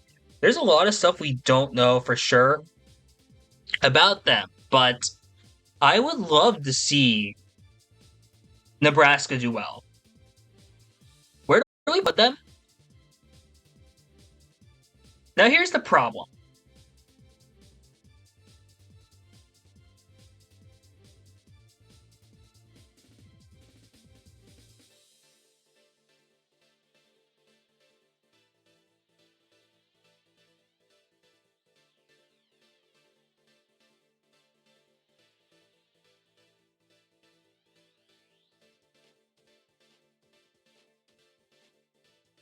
The bench time tonight. So here's the thing about Nebraska, and this is like really hard. Oh, you are here, nice.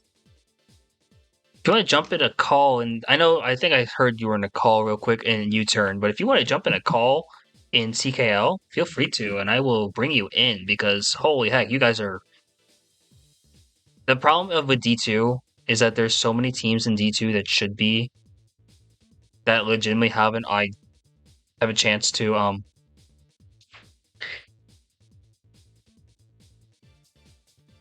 have a chance to be in D2.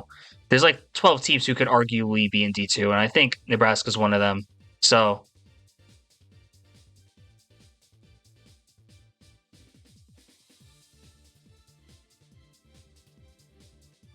yeah, Mark Coco, if you're able to jump into like one of the CKL server calls, feel free to. I'll keep it short just because like I think how many teams do they have left? I can't find my mouse. 1, 2, 3, 4, 5, 6, 7, 8, 9, 10, 11. 11 teams left.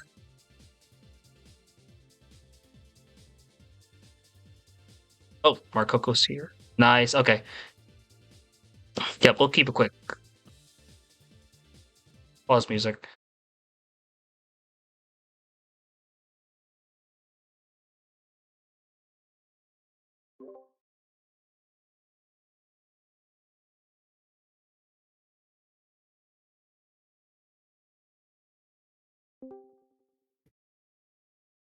Yo, Mark Coco, how you doing? Hello. Hey, how's it going? Yeah, it's pretty good. How about yourself, man? Uh, good, good. I was with U-turn a second ago. I am here now. No problem. I'll keep it short then, just so you can get back to your U-turn call. Do you have a war coming up, or were you just like chilling in BC?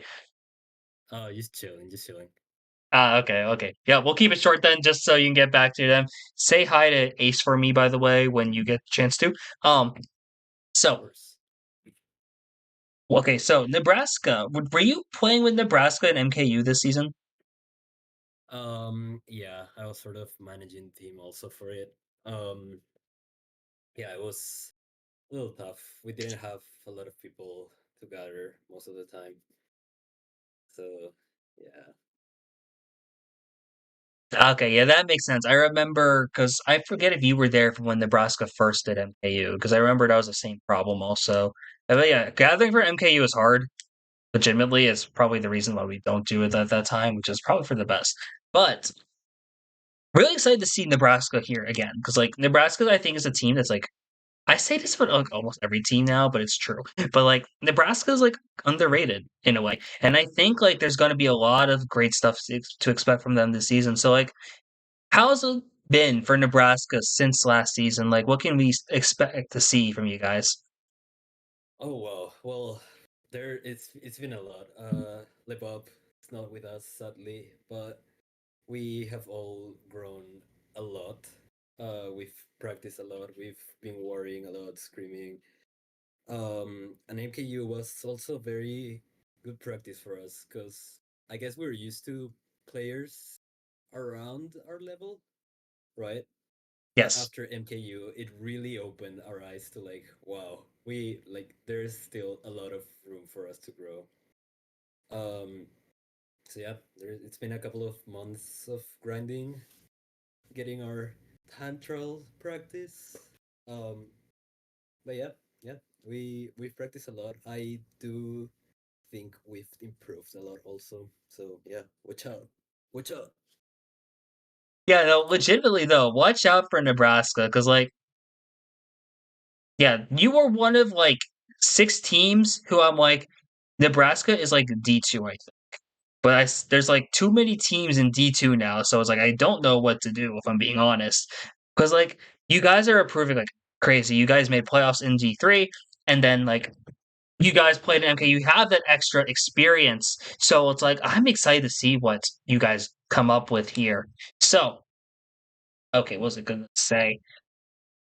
I don't know. I know the Nola Bob is gonna hurt. Did you add any new players though, like since last season? Um, yeah, we got crazy. We had a in-person tournament.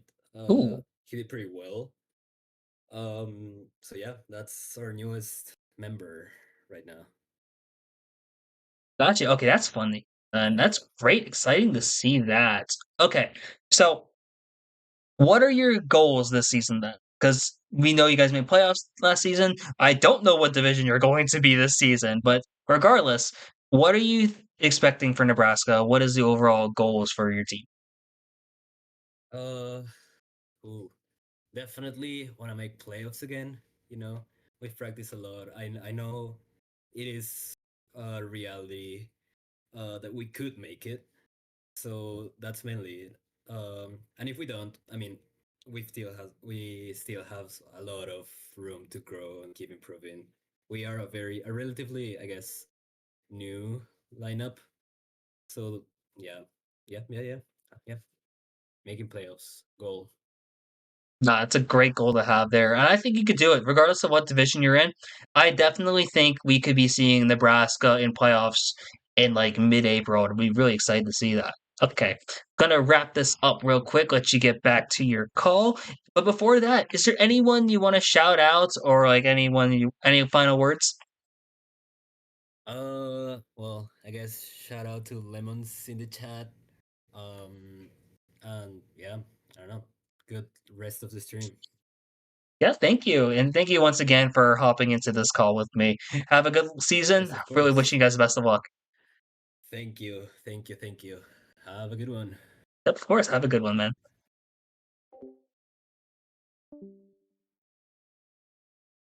Yo, I won't lie. Lemons was right though. The voice, Marcoco's voice. Oh my god, amazing voice. Every team gonna shout them out. Yeah. Where are we? Okay. EIU, Eastern Illinois University, if I remember right. This is another team who was here last season. I was gonna say, Lemons allies like everywhere. Lemons, you want to ally for OnlyFriends?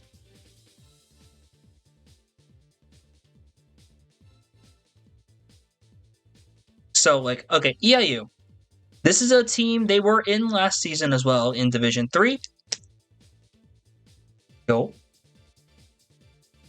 So this is the fun thing. So EIU was they got second, they got third in their conference. They were in the conference as UAH, I'm pretty sure. They use UAH, UNL, Nebraska, if those who don't know. EIU, CSUF. So EIU kind of struggled last season, but I actually think that this team is one you kind of want to look out for. This is a team we don't know much about. We don't know. I don't know if any of these players have played much since. Yo, shut up, Bobby J in chat. I don't know much about this team right now. We don't know if they've played much. They didn't play Syllabus Week. We don't honestly know who much about EIU. I haven't seen a lot from their players either, but that's kind of fun. I'm wondering what it's like for them because, like, realistically, EIU I think is right under New Mexico. Just because we don't know much about them, we don't know how often they've played. But I'm excited to see what EIU does this season, and I think like maybe down the line we're gonna be at a CK 101, and it's gonna be like we were wrong about EIU. We never know. We don't know much about them, which I've repeated over and over again. But I think that's kind of in their benefit, and I'm really excited to see what EIU does. So wishing them luck this season, hoping for the best. UTSA is probably not gathering,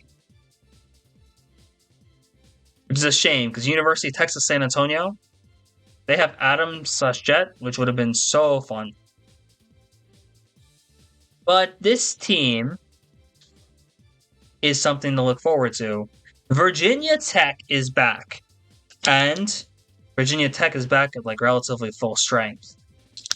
So you got Aljek, Cynical, player for contingency, longtime player of Mario Kart Wii as well. Graceful Wombat, Hyper Evil Man, who's doing really well in ECRC FFA. Ice, who played for XI at one point, former Division 1 player. If you don't know that, Ice was so good last season in Division 2 also of CKL. Mutation, Steamy, who's doing really well in ECRC, and Blizzard of Oz. There's some good players on here.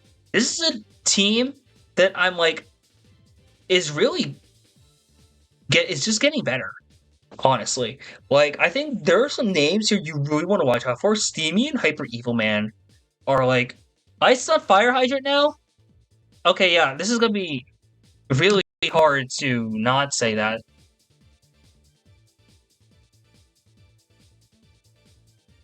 If we need to have a full team, D1, full A team, Virginia Tech is up here now. If you think about it, Virginia Tech is built very similarly to UCLA. Yeah, Cynical and Ice are both playing. So this is like a very scary team. Anyone in Division 2 of last season will tell you, if you play against Cynical and Ice at the same time, there were times where it felt like he just didn't know what to do. And it's just like, and now that there's some more experience on this team, that I am like really curious. I'm wondering like, what's it going to be like for Virginia Tech? This is a team that is going to be out there taking names. Like, legitimate D1 contender. I remember last season, we were like, I don't know if they're D1. We don't know how well Ice is playing now. Ice is playing still phenomenal. And Cynical's still playing great. That's true. Virginia Tech was 6-4, I think. They were 6-4 or 5-5 last season, where they were and they had gathering issues. Literally, like, most of their losses were because of they either played House Divided or because of gathering. So Virginia Tech at full strength with 6 players and D1 for sure. This team's only getting better.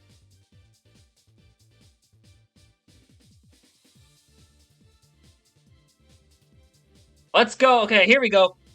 The first of the 2 Canadian teams. Saints Carde, representing the University of St. Clair? Or St. Clair University, St. Eau Claire, something like that. For those who don't know, this was a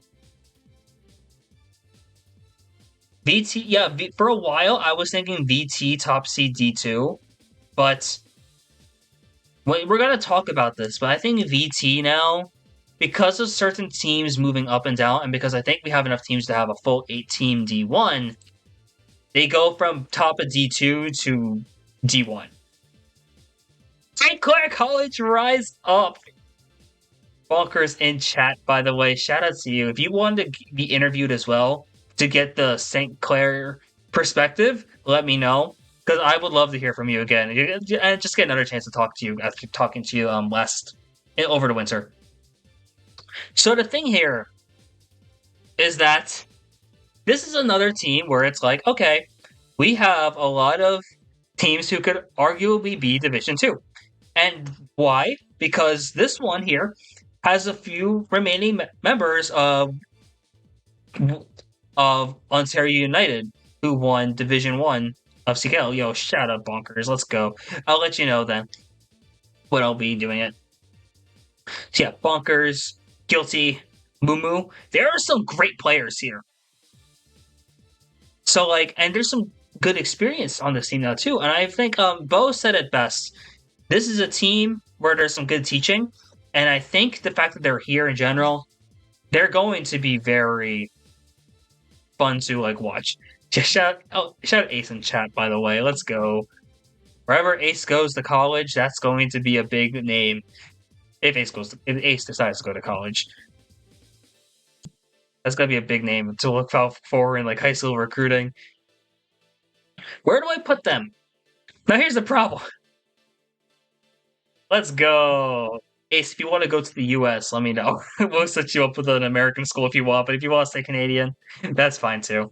There's a lot of good Canadian options. University of Alberta is going to be a big one. Mark my words. University of Alberta is going to have a Division 1 player basically on their team.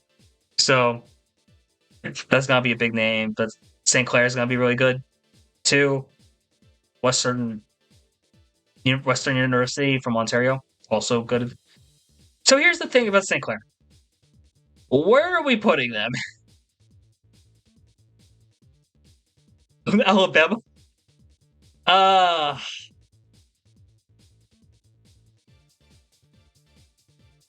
St. Clair has some scrims. I remember seeing that.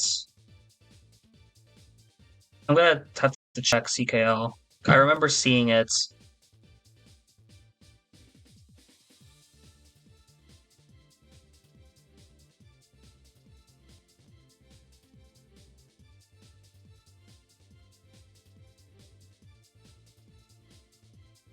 Some of these tags, by the way. Hilarious. Okay, that's a good to note for later. UCSD will be getting to soon. I could have sworn I saw Saints carding up here somewhere.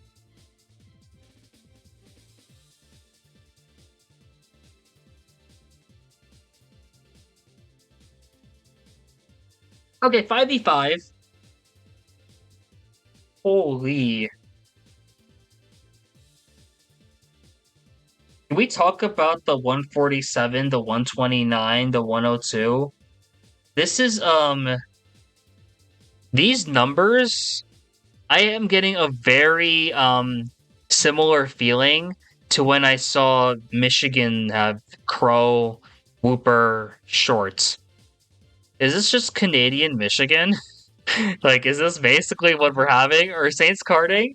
Literally just Canadian version of Michigan? It's a 5v5, actually. Both St.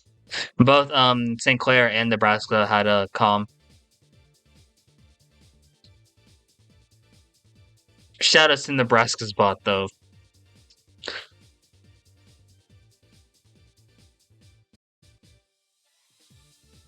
Okay, screw over Nebraska.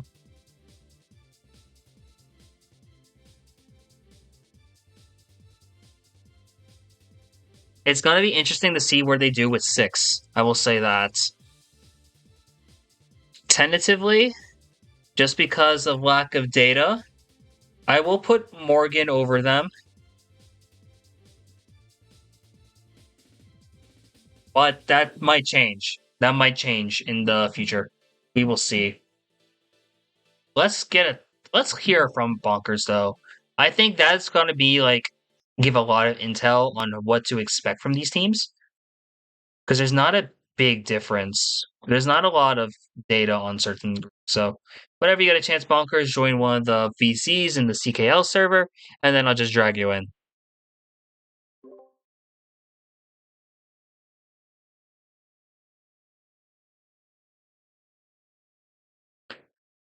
But yeah, overall, in terms of like seeding, like we'll get to this point, but like really already, that's 7 teams who I think are D2 level. Not all of them are making D2. Someone's gonna have to drop to D3. At least 1, at least 2 maybe, I think, are dropping to D3, which is going to be hard hard to decide. Yep, I see you, dragging you in. Wrong. Clicking. There we go.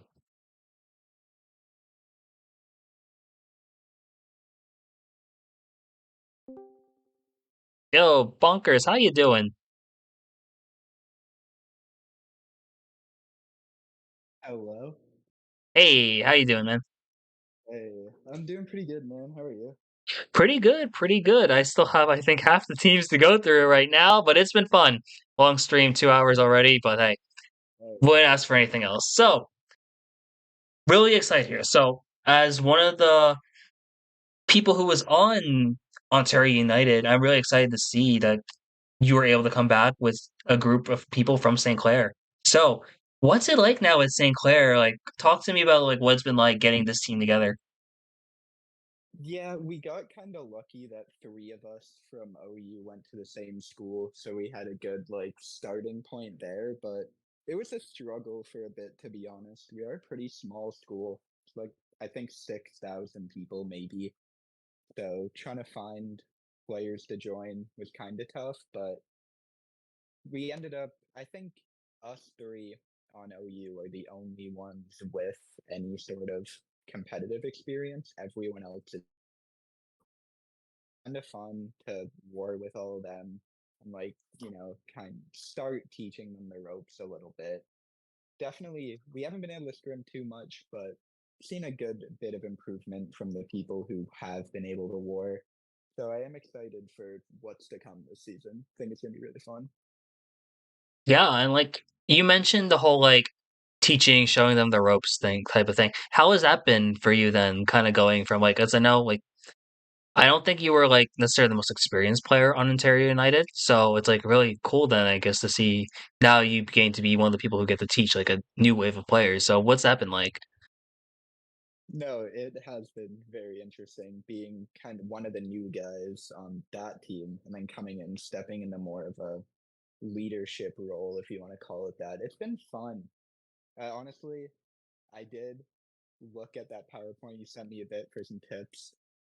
So thanks for that. I appreciate it. But yeah, just watching people that casually played the game, just had an interest in it, wanted to join the team, slowly improve, and knowing that kind of like I and the other leaders on the team can have a hand in that. It's really, really fun just to be able to watch people develop. Oh, that's super cool then. Yeah, getting a chance to see players develop and all that. So going in, we knew about you, Moo Guilty. Is there any of the new players you're really excited about this season you want to shout out real quick? Gotta make sure I'm pronouncing his name right, but Chamodster, he's been the one I think that has shown, not to say like anybody hasn't shown promise, but he's been impressing me a lot in the wars he's been able to get into. First couple wars dropping in the like 60s, 70s point range is pretty solid if you ask me. So I think there's something there that's going to develop over the season. I think by the end, he's going to be a pretty strong player. Oh, for sure. Yeah, that's actually really exciting to hear then. Yo, shout outs for one of the people for following. Really, thank you guys for all that. Oh, that's McDaniel College actually following me. Shout out to them. So back on topic. Sorry about that. No, you're good. With a relatively new team, and now, yeah, new team basically just focused on Sinclair. What's it? What are the expectations, the goals for you guys going into the season? I think, assuming we get placed D3, which is where I think we're going to go, but I'm not entirely sure, I think there's a good chance we can make playoffs. So the base is obviously there, but the goal is to go decently far. We won D1 championships with OU. We got to start chasing that rush again. So it'd be nice. I'm not going to outright say that's going to happen yet because who knows. But I think at least making it to finals and playoffs, I think, is the ultimate like dream goal for this team. But That's make a great playoffs goal. at the end of the day. No, I think that's a great goal. I think very achievable also. I won't lie. St. Clair is one of the schools where because we know of you, Moo Guilty, it's like you have an argument to be D2, but I could also see you guys D3-ish because if it's like a relatively newer team. I have no idea where you're going to be placed, if I'm being quite honest with you, because like yeah, there's like 12 teams I think Yeah. that can be in D2, and you guys are one of them. So we'll have to see exactly where you guys go, but really excited to see what you guys do, and I'm really happy to see that there's two Canadian teams here, and I think there's some bias from staff Yeah. about like we kind of want the Canadian teams in the same division because I think that'd be really fun to watch. But in any case, we'll try and set something up anyway if that doesn't happen. But okay, before I have to move on to the other teams, is there anyone you want to shout out, or is there any final words you have about St. Clair? In terms of shoutouts, I just want to shout out Dr. Proctor for a minute. Doc Frog, Like, yes. just randomly showed up to a Mario Kart LAN one time, and then he somehow found me on Twitter, hit me up to join Ontario United, and it really sparked my interest for this game, which got this all going. So, I wouldn't, it sounds corny, but I probably wouldn't be here if it wasn't for that guy. So shout out Doc Prague.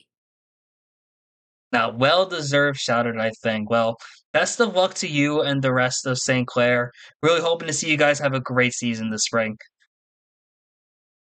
Thank you, man. I appreciate it. Yeah, of course. Thank you again for hopping onto the call. Yeah, my pleasure. Have a good stream, Billy. Yep, thank you.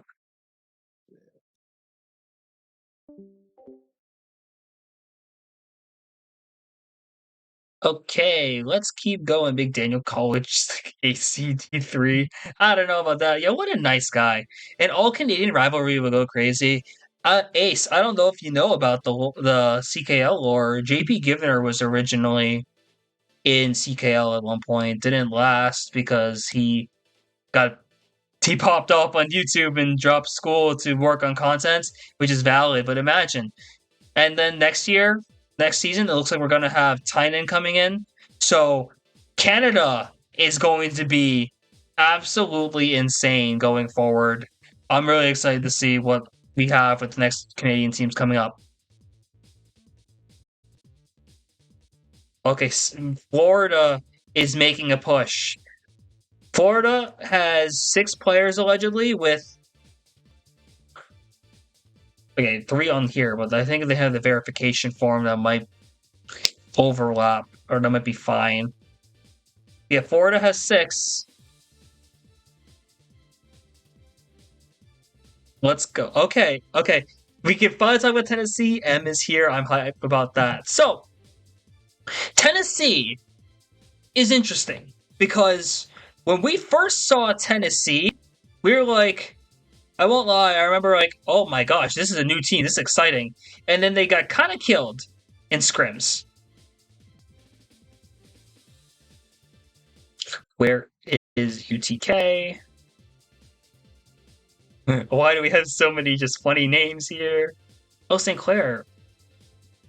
Okay, 90 against Morgan. Okay, good to know.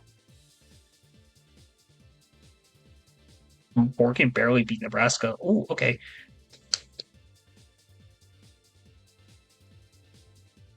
Could have sworn I saw UTK somewhere up here. Here we go. Originally... Okay, I'm praying for you, Max. Praying for the Florida move. So, Tennessee, when they first started, they got killed by UCLA. You can see that, but UCLA is one of the best teams in the country. Before that, they also lost to Morgan State. And this is a pretty big result. And then they did syllabus week. They had a rough syllabus week also, getting last. But here's the thing. They found a player. For those who don't know, Karina, otherwise known as Evolved, it goes to the University of Tennessee. And once we found out that Evolved goes to Tennessee, the stocks have soared. Tennessee is scary. Like, Tennessee has their carry pretty much, and how not only does they have their carry, but they have a player who will legitimately do wonders for this team. Like, there's so much Tennessee can do because of having Evolved on here. Like, let's take a look. This is Virginia Tech without Ice, yes. And this is Fours, so Fours is a bit different. But Evolved literally changes everything for Tennessee. Like, in ECRC, I think Tennessee wins D2, Fours, which is insane. The amount of stuff that Evolved is able to do with Tennessee, and Tennessee, overall as a whole, has improved so much. Oh, that's big, actually. UAH beat BT, yes, it's with Ice and with a bot, but...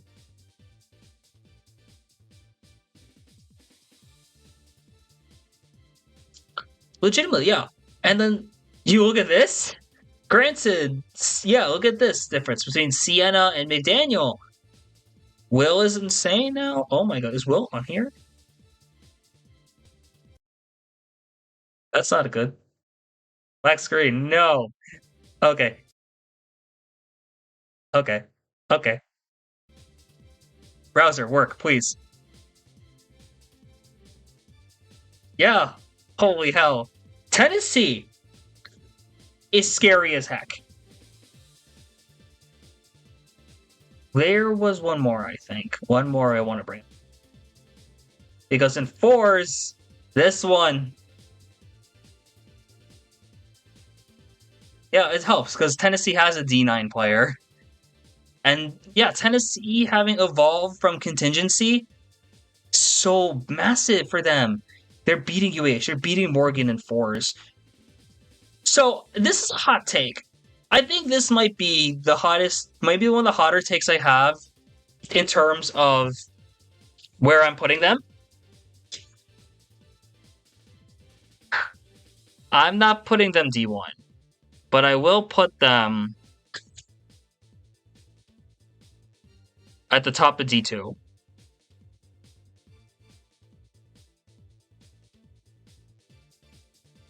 I think UTK is quite possibly the top of D2 here. Because, like, oh my gosh, Evolved, it makes things so different. And when they get better, they're just going to be insane. There's only... I've seen the argument, actually, for them to be in D1, and I don't hate it. I think they're just one season away from D1. I was gonna say, Eb, when you go to college and you go to Tennessee, oh man. That's like, Em's a 5-star recruit right now. I think that's going to be a big name to watch for, honestly. There's too many good high schoolers in the scene right now, damn. But yeah, Tennessee, I could see them over UNI. I could see them over Alabama. In 6-6 is going to be different. But I think what they're doing in ECRC is just a glimpse of of the greatness we can be seeing from Tennessee. And give them one season, come back in the fall of 2024, and maybe Tennessee pushes up into D1. You never know. I'm watching. You want to watch this team. Tennessee is going to be one of the teams to watch for, and one of the ones you want to keep your eyes on. I think that this team is going to be amazing in the future. Give them one season to get their hands on 6v6, and I think we're going to be seeing maybe one of the best rising stars. Speaking of rising stars, we're going to round out with the two teams who are definitely Division 1. The University of California, San Diego is so good. They have two teams. They have two teams now. And, like, the team one is kind of insane. Yep, that's the big one. That's the big one. They won Syllabus Week for a reason. You're looking at this. You're looking at Astra, what team? I'm going to blank before I say the wrong thing. I want to say, yeah, NFO. Astra from NFO. Wallabies plays on MK University. And then, yeah, that's the big one. Super FX.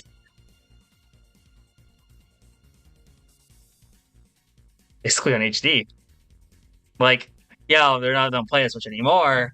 But holy hell. To have Super FX. This is the thing. I think we are done with underrating UCSD. I can't believe that we were saying we're underrating UCSD, but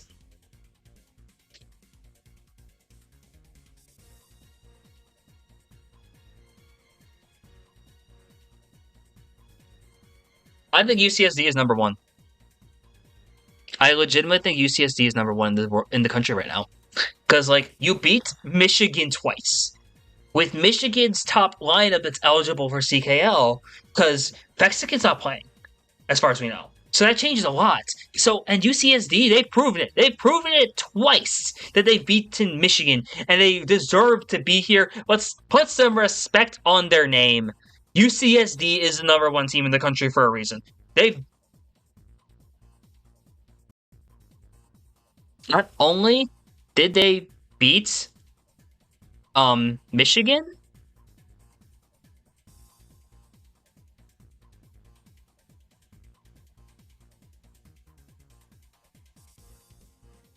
yeah, they had the run back on Oklahoma. Granted, this was a Discord war, pretty much, for Oklahoma.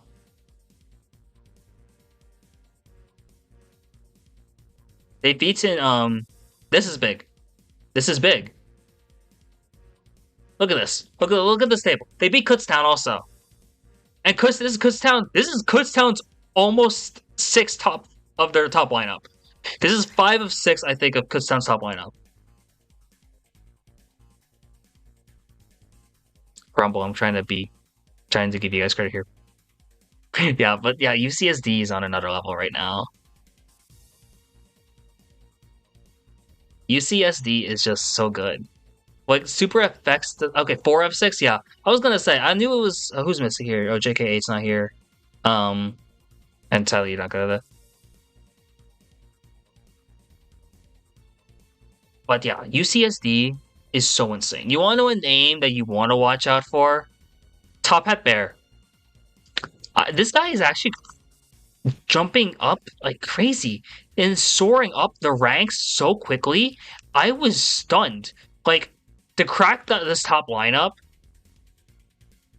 Yeah, Tech dropped like a 170, I think, last season. I think, in a game, and it's like, oh, what the heck? Doing it against top teams in the country? Dear lord.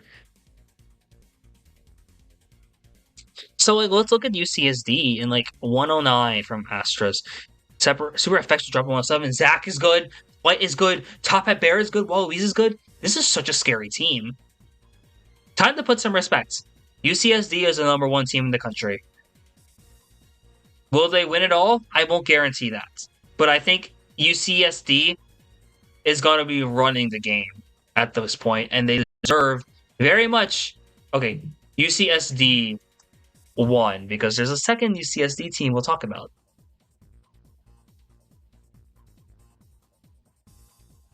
Okay, breaking news. Florida is halfway through on MKC.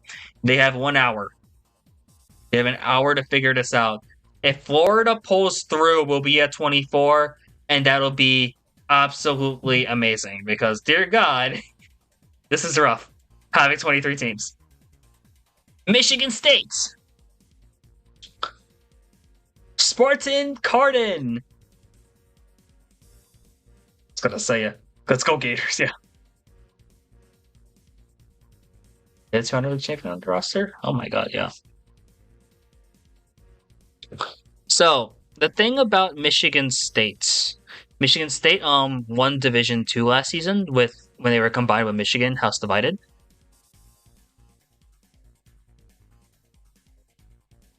And the thing is, I think Michigan State has so much depth, and Michigan State's underrated.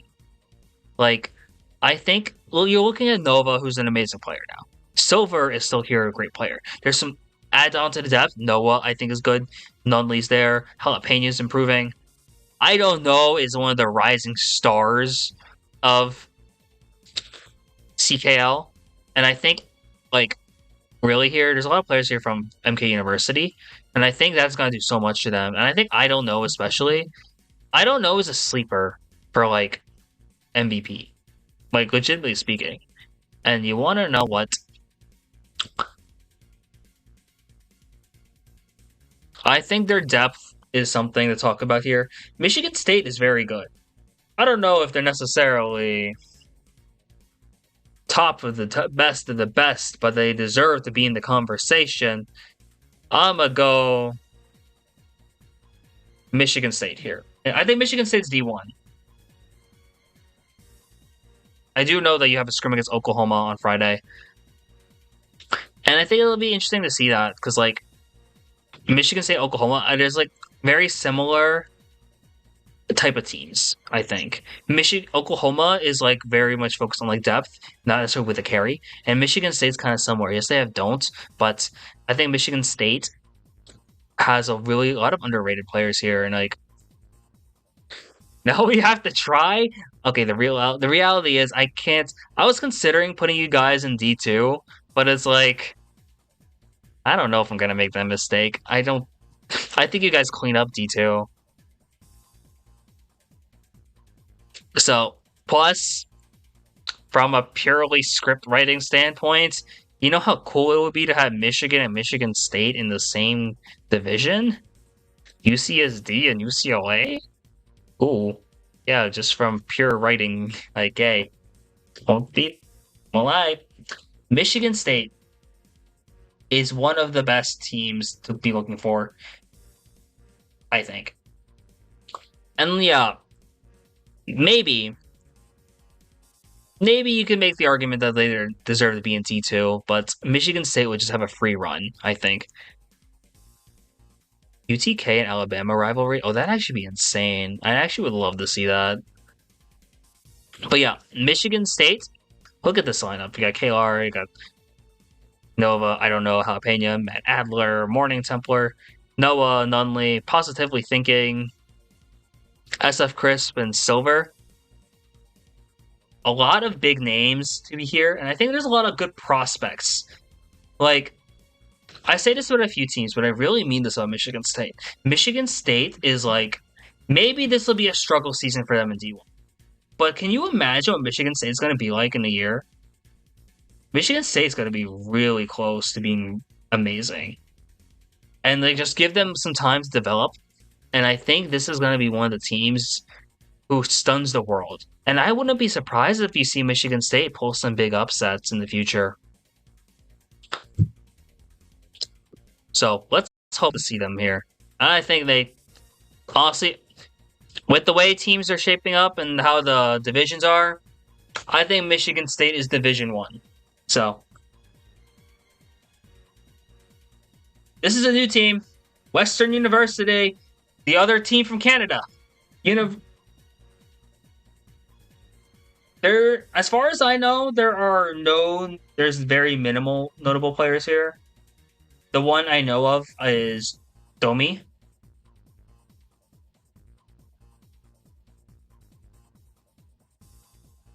Yeah, I'd say that is Sonic Riders music in the background. And the Sonic Riders hour at the moment. Oh my god, we gotta get the UTK Alabama rematch. Oh yeah, we're putting them in D2. From a purely script writing standpoint, yes. Yeah, Domi from American Gunslingers. The thing is that they joined AGS when AGS was basically dying out, so that doesn't really count for much, I think. But I think this is a team that has potential. I don't know much about them. Like, I'm gonna quick look up every single player here. Asian CY, Codfish, Deprosaurus Rex, new,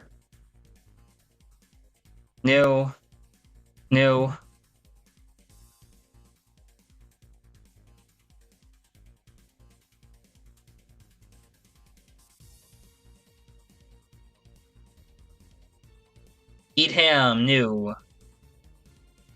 My browser hates me for this. Eugene, new. Ironcraft, new. Ninja Cams, new. Polarius, new. Wow, very new. Sabrina, new. So, the thing is, yeah. UWO, right? We're gonna put them at here. I'll put them under EAU for now, because we just don't know anything about them. Maybe they show up and be amazing. It's hard to tell because like they do have one player with experience. Minimal experience, but it's experience. So maybe they're above EIU, maybe they're above New Mexico, but I think this is regardless is a Division 3 team. Excited to see them though. And I'm pulling for them in St. Clair to be in the same division because Canada matchup, that'd be fun as heck. Get like the Montreal Expos and the Toronto Blue Jays type of thing. Toronto Raptors, Vancouver Grizzlies. Or literally just the NHL Canada. We are down to the last 4 teams and then maybe Florida if they pull through. Iona! You're Division 3 champion from last season. With a lot, and they almost went undefeated, not losing a game until game 1 of Grand Finals. This is a team I've interviewed multiple times. I'm really excited to see what they do in Division 2. Let's be honest here, guys. They are Division 2. There is no doubt about it. Bomberry Jones, Fire Shooter, Franken, Goji. Franken playing on MK University. Goji playing with Dark Matter. Jackie, JNY, Phantom, Yoshi 90. They brought back the core.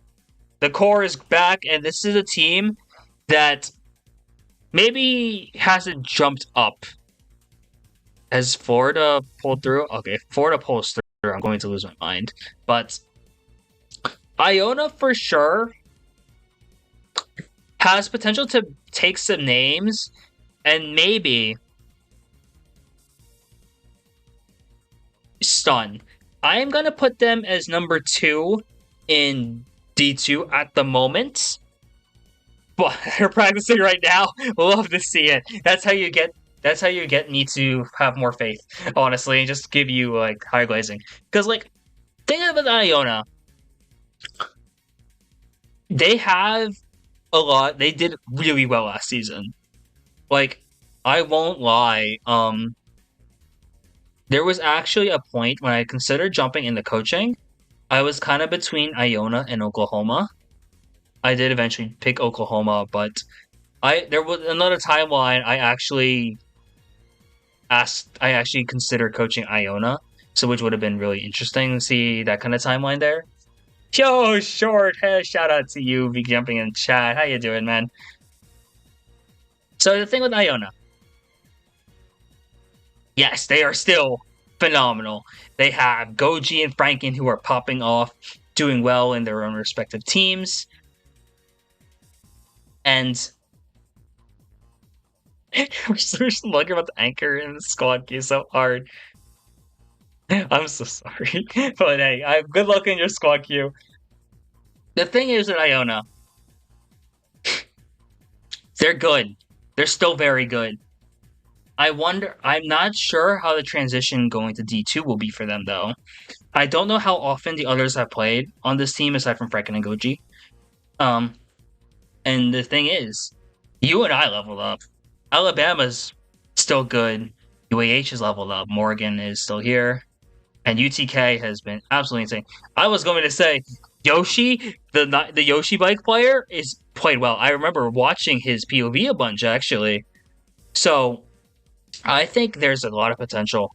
Yoshi 90 is one of the underrated players, I think, on Iona, and I'm really excited to see what they do here.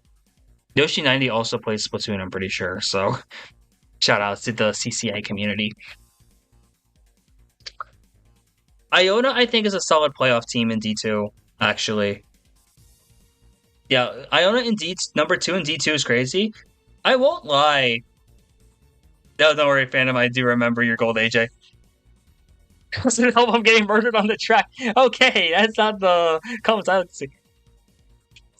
The thing with Iona is you guys are literally anywhere from 2nd to like 6, I think. I legitimately think these teams are really close together in some order.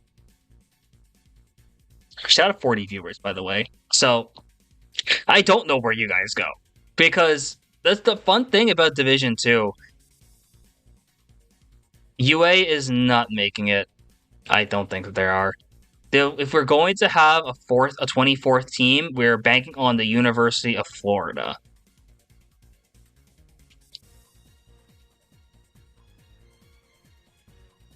Okay, Spoon Connections. With 55 minutes to go, we are about to see if Florida pulls through. I was going to say you did lose one of your core members.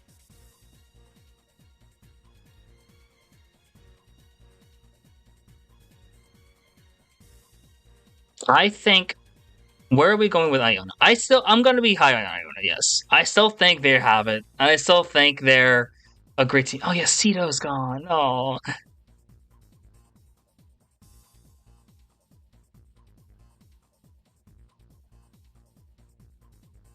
Don't go from Diamond Lounge. Oh my god. If Short finds a Diamond player with 54 minutes before deadline, I'm going to lose my mind. Can you imagine?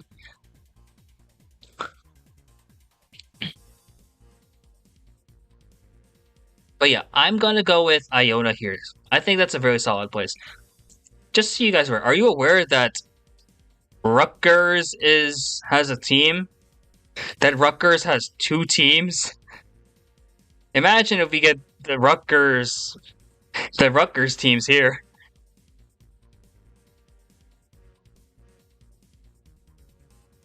Short left. Yeah, Short left and then immediately found 87 gods to replace. Yeah, I don't know how Short just found like 3 insane Michigan players. That's like insane recruiting. Yeah, Rutgers Prep and Rutgers Camden though. Rutgers Camden is underrated as heck. I won't lie.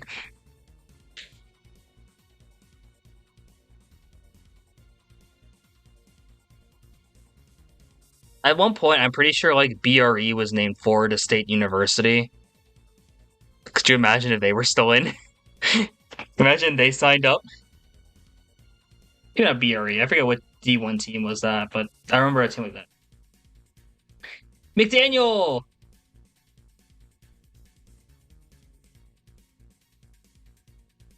McDaniel, okay, out of Maryland.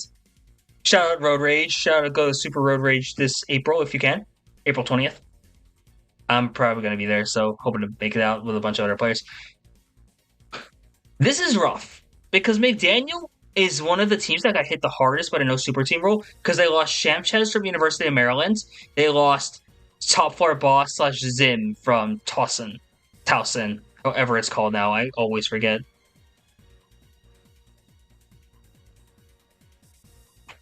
Oh my god. Short did the equivalent of breakup going to spring break in Miami and then coming back with 10 Latinos. Oh my god. Hey, it's spring break. It is spring break for Short right now, I think. Oh my god. Winter break for them, technically, but... That's one of the best quotes, by the way. Keep that... Someone write that down, what Rumble just said, because that's one of the quotes of all time from this stream. Florida's at 5? Okay. It's over. Oh my god, guys. Okay, so McDaniel, Darth Gaber, Glacial, Mudkip, Sandberg, Saucy Monkey, Sebi, then and Toxic Shock. These are players who maybe a bit on the lower end of the CKL in terms of like how strong everyone is, but there's some underrated names here. Sandberg's still really good. Glacial is popping off in ECRC, and I think Glacial is basically the new face of the team, and I'm really excited to see where that goes from there. The biggest question for McDaniel is going to be gathering and who goes up on the carries.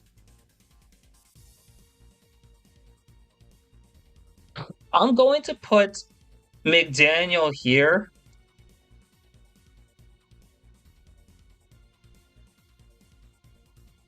Because they're still good. I mean, for sure. But I think they are a bit unproven right now. And maybe they prove me wrong this season.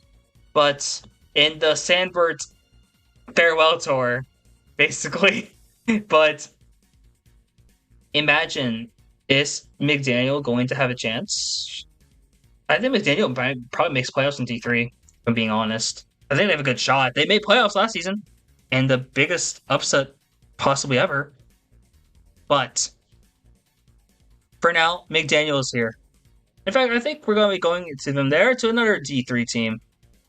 UCSD again! Number 2, the Triton Clown College squad.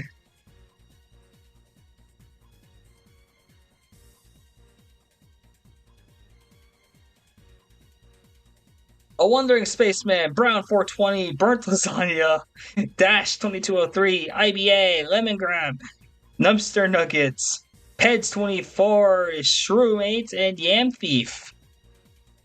So this is all the second team of UCSD. By proxy, you see this team's gonna be D3, but it's where do we put them exactly? We knew that UCSD has a ton of good players, but and now that they have a second team, that's like really exciting. Like it's actually insane how exciting it is to have a team here. In fact, let's prop them up. I think UCSD 2 is going to be very scary in D3. I think they're a Division 3 team for sure, but until we get more data on some of this, I know Lemon Scrabs is going to be very good, and I'm thinking maybe you're gonna see some big names show up. Yo, good luck on your War Lemons. Yes, Bo has it exactly right. I think there is a lot they can learn from UCSD 1, especially considering the players on UCSD 1. UCSD 2 is going to be one of the fastest rising teams coming forward. In fact, imagine if Top Hat Bear was in UCSD 2. I think that would have been exactly what they need. Or just put one of the experienced players on UCSD 2. And I think they will have an insane run. But I think they're going to be a threat in D3. Regardless of how they place, regardless of who isn't playing, it's just going to be like, where do we put them?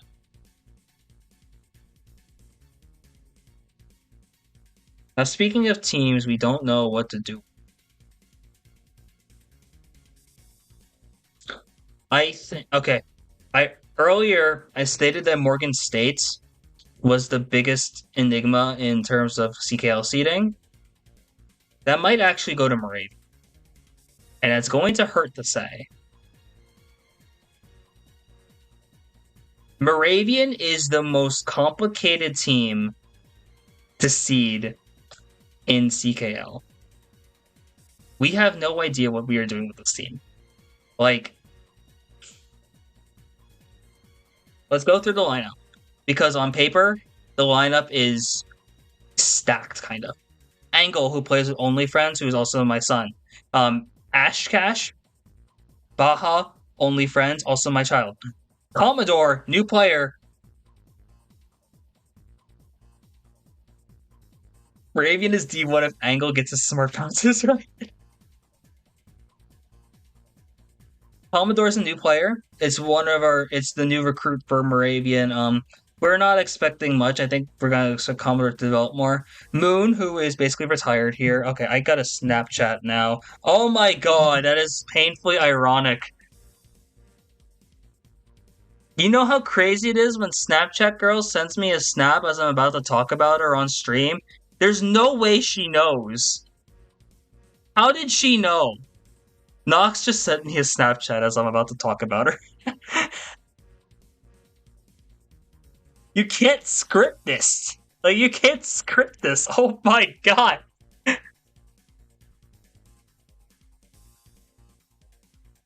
Hey, chat, say hi. You're gonna be in a Snapchat. Yo, actually 90 with a follow. Thank you.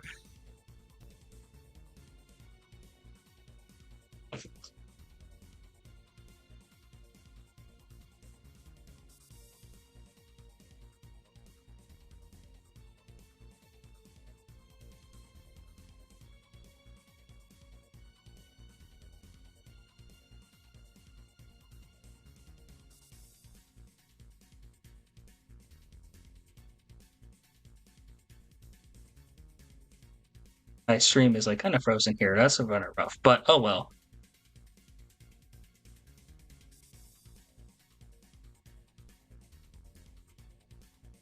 Shout out Spoon also in chat now. Very excited that you're in here now, able to see.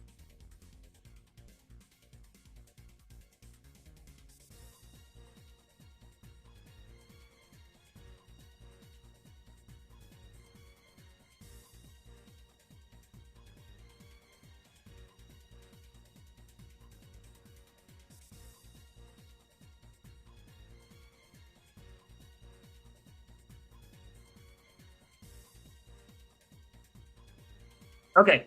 Actually, now talking about this. Well, yeah, I would love to see University of Florida pull through. Okay.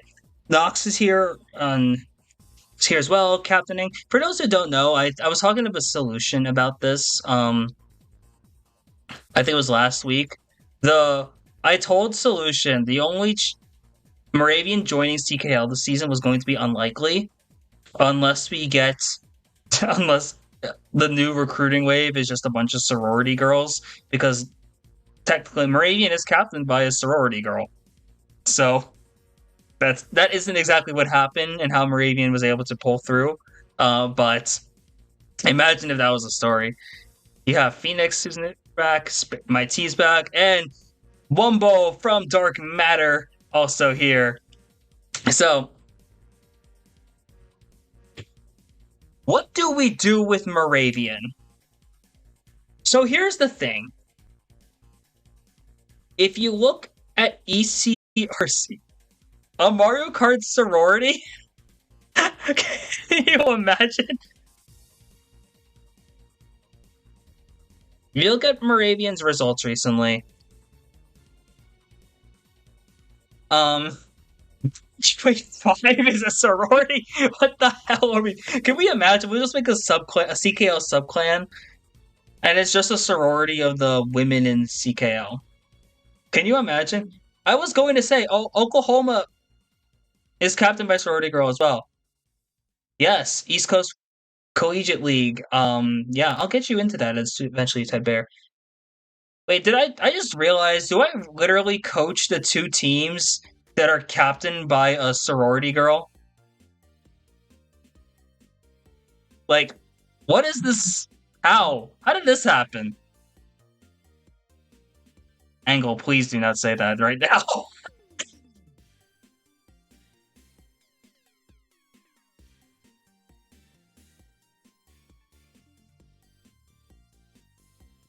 Okay, so here's the thing. You see, Moravian in fours did beat Michigan State briefly with a ton of smart bounces and just a really cool ass pulling through. Now you're a good Solution, don't worry about it. Are we really at the point where we're talking about a CKL Greek life? Can you imagine?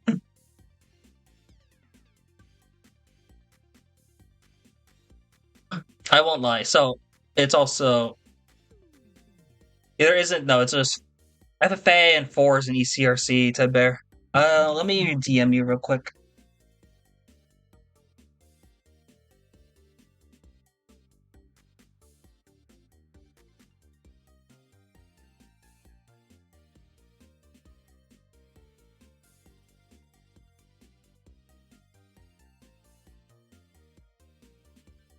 What were we talking about? Alabama? I don't remember. It's been a long stream. So Moravian does have a win over Michigan State technically in fours. Fours is very different. The thing is with Moravian, fours is literally the best format Moravian could do, because this is where it hides their biggest weakness, which is their 5 and their 6. It also helps when I coach them. I'm kidding. But no, there's a bit more confidence with Moravian when I'm there to coach.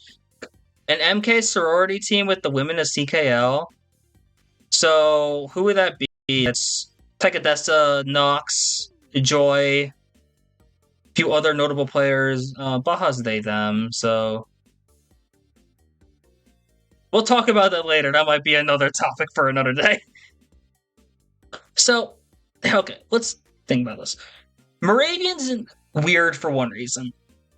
Moravian is much worse in 6v6 than they are in basically any other format. To the point where it's like kind of interesting, kind of an enigma, because you ask the players themselves, they are much more comfortable in fours than they are in 6v6, which is like, no, Fichi, but this is so weird. It's like, you have Angle, who is great. Angle is on an insane tear, and Angle is just going to probably be one of the big players to watch for in any division. Wombo is playing well as well, too. The Dark Matter buff has been so great. And like shout out to all the Interstellar people for the development they've had with their players, because I have Wumbo back, and now it's like Wumbo is just doing great. Baja is less consistent than they used to be, but Baja is still a very good player. And I think it's rough because Baja wants to focus on school this semester also, but while also captaining, which has been harder, so they haven't had as much time to focus on the game. But Baja locked in is amazing. And I could go on, and we could talk about Nox for like a while, but we don't need to do that. I don't know if we want to do that, because like, you guys don't understand. Being close with Nox, I've seen how good she is in her prime. You should, like, low-key, Nox was better than me in her prime. So, not saying I was very good, but Nox is like really busy with a lot of other stuff, a lot of other commitments, and is looking to transition away from the game. Nox might be coaching by the end of the season, low-key. Am I saying Nox is washed? Nox will tell you first and foremost that she is. I don't think she is, but she says she is sometimes. You know how ask Angle. Half the VOD review, I swear, is me telling Nox to just have confidence in herself and to just stop underrating herself, because she's still really good at the game when she's able to play. It's a shame she's not in practice as much as she used to be, but she's freaking good at this game when she's available to be. Yeah, confidence is big. Like, legitimately. Am I gonna spend... yeah. Sambert is not washed. Sambert dropped like over 100 in FFA last week, I think. But okay. The thing with... well, yeah, literally Moravian with confidence is peak. It's a shame that I have to like keep saying that. Moravian is anywhere from like 3rd of D2 to D3. I literally don't know what to do with Moravian. Chat, what do you think? Where do you put Moravian? I'm legitimately asking because I am biased as heck. And there's a lot of things I could do here and thinking about Moravian, because like I coach them. I'm close with the other players, and I am like biased as hell. So I don't know what to do. But what does chat think? Where would you put Moravian in this division, in seeding wise? Because yeah, Angle's amazing. We know that. Because like at one point, I don't know. The thing is, I'm pretty sure over half of Moravian is on vacation. Anna, Baja is in DC. I'm so sorry, Baja. Baja's in DC. Nox is in Florida. Wumbo is at Niagara Falls. There is no one here. There is no one to scrim with. Moravian is all gone right now. I don't even know how we're playing this weekend, if I'm being honest with you.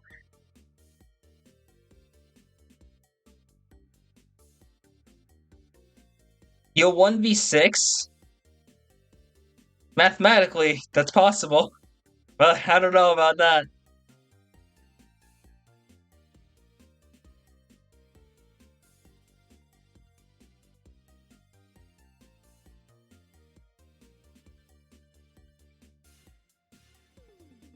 In between UAH, Alabama? Maybe solid.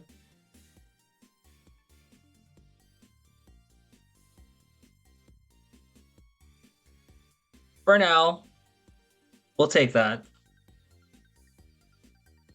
I will say, Moravian is in a spot because, like, I know a lot about the context that surrounds Moravian this season, where top LU is probably happening a lot less than we like. And because of that, part of me wants to put Moravian in D3, but I know Moravian kind of cooks D3 potentially. Like, we're about to witness the second coming of Creo if we put Angle in D3. Like, that's borderline not fair. That's just not okay.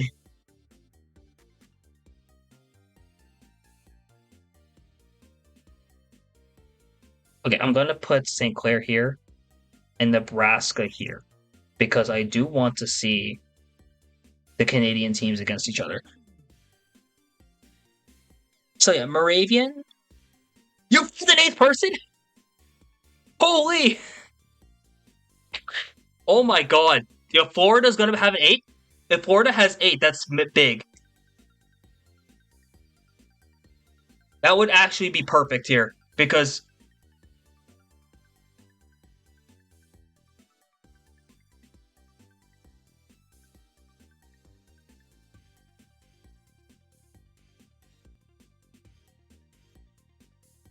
we are amazing now. We have an 8th team. We have another team. We can finally put it over here. Assuming once they get going. Where are we putting Florida?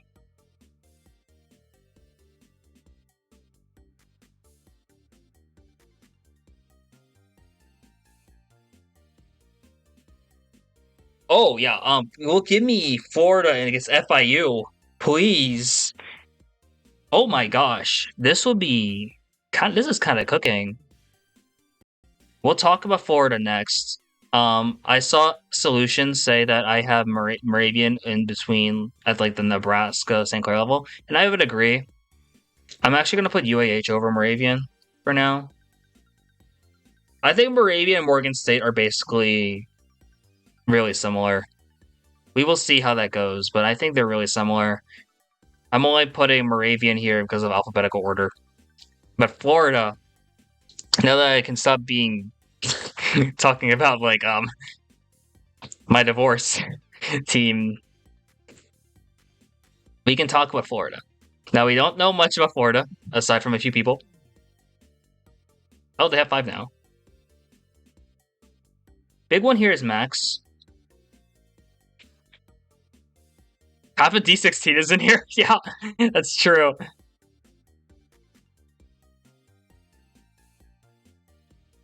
I'm getting hungry, by the way. This is not rough. Chat, should I get Dino Nuggies? Should I make myself some Dino Nuggies?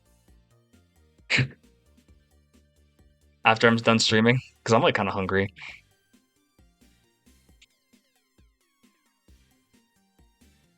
Okay, stream. It's just me air frying Dino Nuggies. Nah, I literally...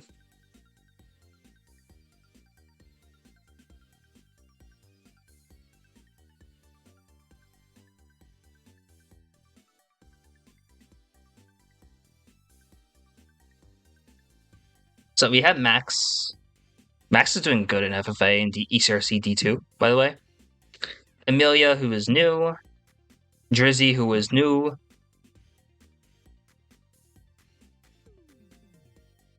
This is the one who was... I was told is an OG pirate hacker. Yeah.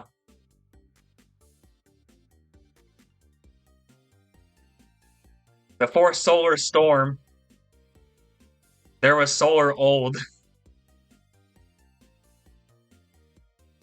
And I've heard from Hobby is pretty good also. So yeah, there's a lot of like newer players that we don't know about. Team Florida member also. Oh my gosh, yeah. Hobby, yeah. Hobby is good. Hobby might be more of a 200 player, but dear lord.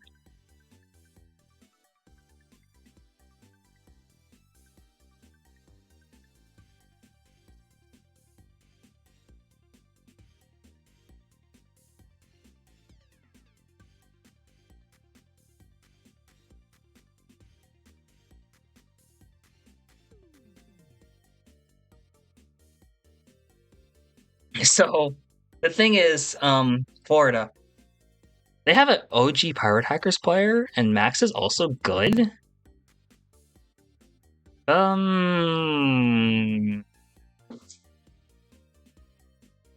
you have him above St. Clair or no? I'm gonna still put Florida D3. Because I think D2 is fine as is.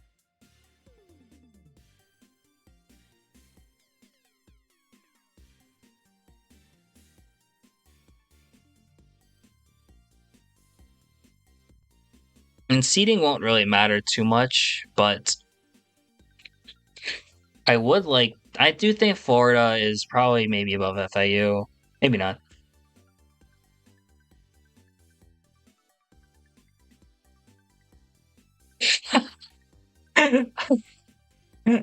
Thank you. Thank you for that.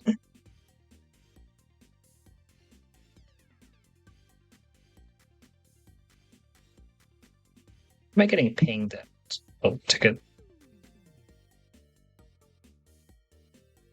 Great stuff.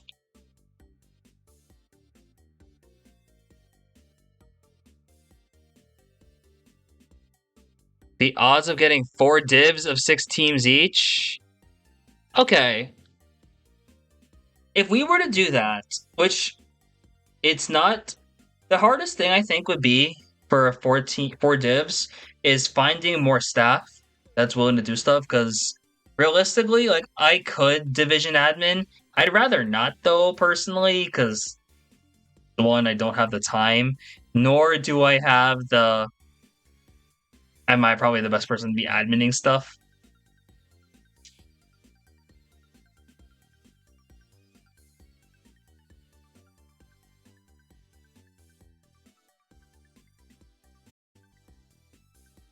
But yeah. Bring that up with Fitchy Nitro, and I think you could maybe get in late last second. Who knows? So here's what are we going with. This is what I think we're gonna be going for now. Now, granted, this isn't everyone's seeding, and my seedings are not official. Please do not take my seedings as the word and the law, because it's not true. You have UCSD, Michigan, Kutztown, Oklahoma, PSP, UCLA, Michigan State, Virginia Tech, and D1. That's what I would put. Then I have Tennessee, Iona, UNI, Alabama, UAH, Moravian, Morgan State, Nebraska. And then St. Clair, FIU, Florida, New Mexico, UCSD2, McDaniel, EIU, Western Ontario. If you want to mix things up, so if you went with 6-team divs, let's mess around with that. What would we have? D1 would be 1. This would be D2.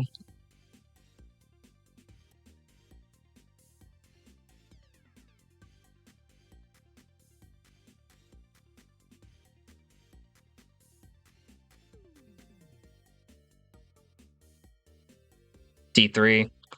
So this is like hypothetical stuff, like what we would do.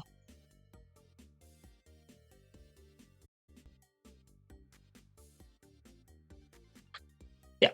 So that's basically the gist of it. If you were to go with 6-team divs, which we could do, but realistically, aside from D1 potentially being better and better seated, I think it actually... I see the argument for it. These are teams that are mostly newer, or had a rough time last season. These are teams that better than last season, at least. D5, D3-ish, and then D2. This is accurate, I think. It looks more balanced, yeah, I would agree. On paper, it actually does look better.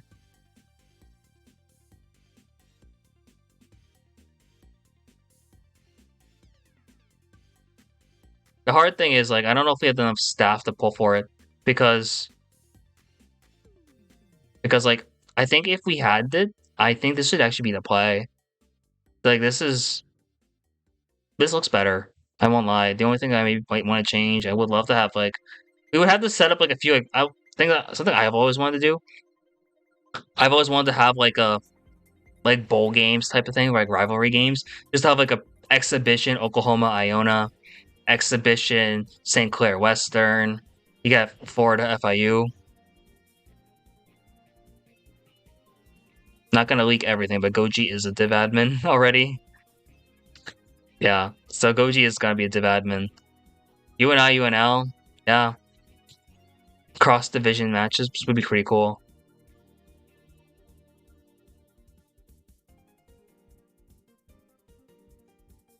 So it's close because, like, realistically, this does look good. I won't lie. Bo is also an admin. I'll think about. I think we'll bring it up.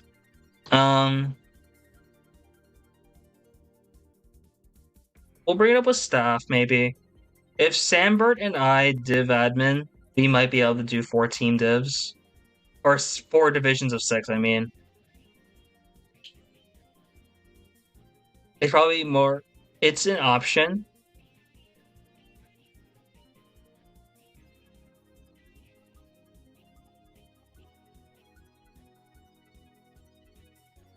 You could do that. The hard thing is we basically have no preseason because of when we set up matches. Literally, we do this the week before. For those who were curious, by the way,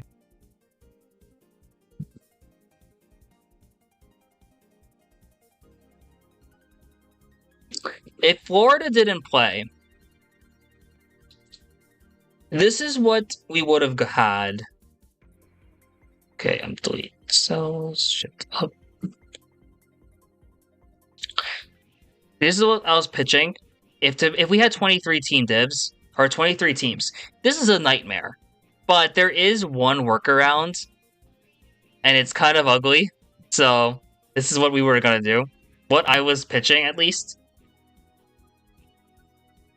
D1 stays normal.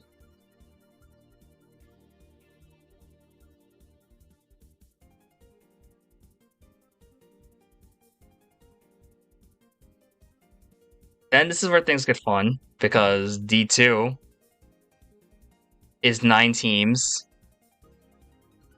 And then D3, 8 teams.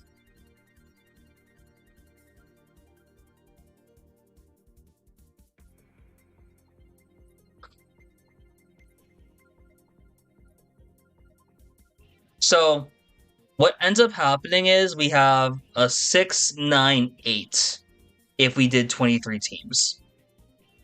So for those who don't know, Division 20 of MKU Season 17 had 9 teams in it. And basically what happened is every team played each other once. Only one time. And then a bye week. Not a bye week, but you get like one match as a bye, basically.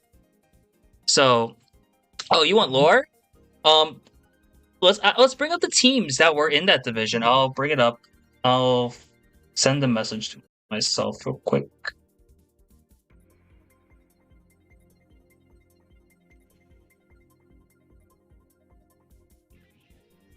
I have to find it real quick. I have the picture of it. I'm going to post it in like...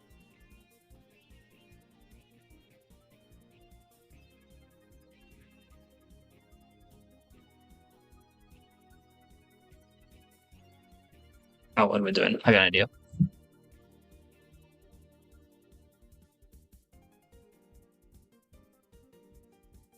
DM their leaders and asked them if it sucked. I played in it. 9 team divs was weird. I don't know if I'd say I hated it. It was just kind of awkward. You will also know a bunch of the people who played in them, believe it or not. I'll show the picture real quick.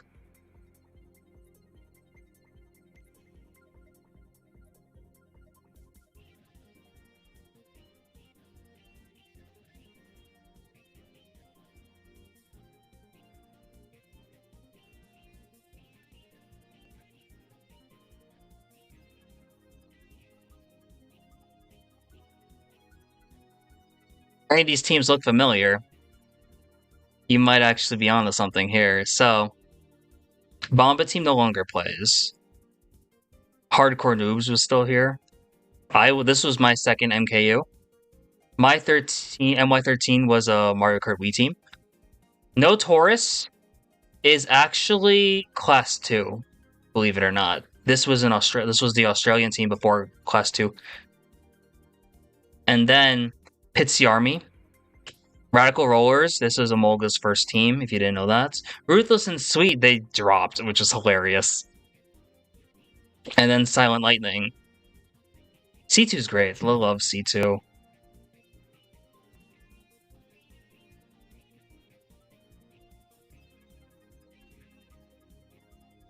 And here's basically what the divisions look. Here's what it looked like. No conferences. And it was actually kind of a straightforward season. So like, Silent Lightning's great, by the way. I love Silent Lightning. Oh my god, you top 6 them on Goldmine? So, here's the thing. When you do a 9-team div, which I'm thankful we don't have to anymore, it looks like, you would have no conferences, and you basically play it normally, except you lose 1 week, you lose 1 match. You only play 9. Technically, there's only 9, and one of them's a bye, so you're only playing 8 games. Which is rough. It's like, it was my least favorite thing about it, was just that you played less. But like, the actual playing it, I didn't mind it that much, if I'm being honest with you.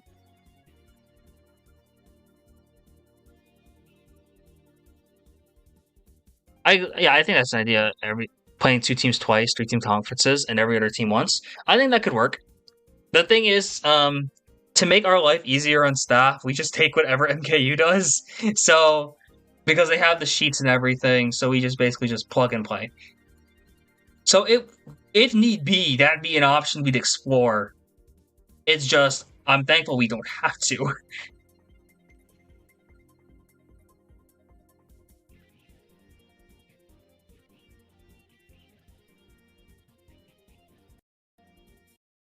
Screen, no. Browser, please. My computer hates that I'm doing this.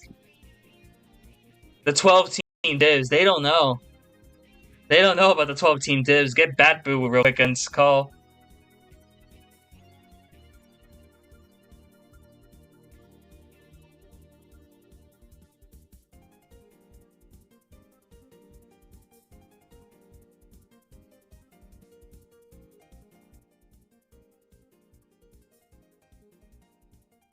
But yeah, that's what that will look like. But obviously, this is what it's looking like so far. I think we might bring it up with staff. I won't. Doesn't Splat do something like that? 12-team divs split into 3 conferences of 4 teams. Well, some do it like that. I remember CCA. No, not necessarily. No, the CCA college Splatoon is split up into like multiple divisions with multiple conferences of 6. To the point where there are like some divisions where it's like, yeah, multiples of 12s. So you'll see like a 96 team division, realistically.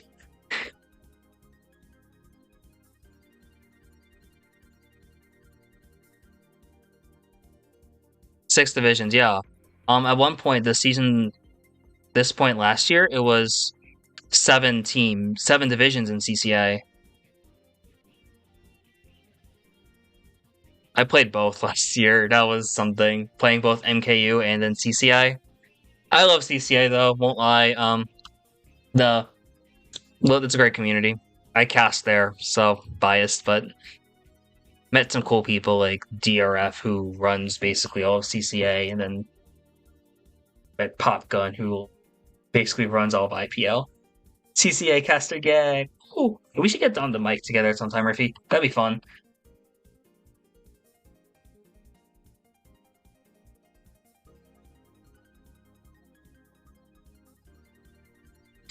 So, obviously,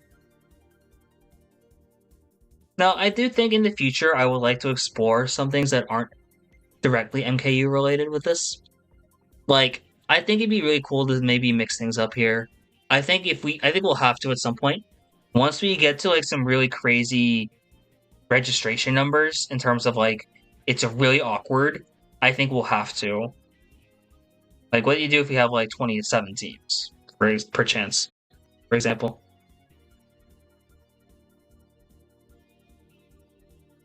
So we're old. More time.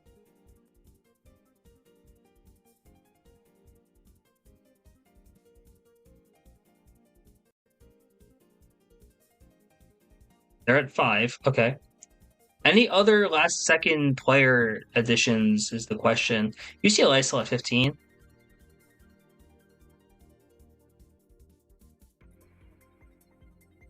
We're about to just watch CKL and ECRC merge, I swear, in the future.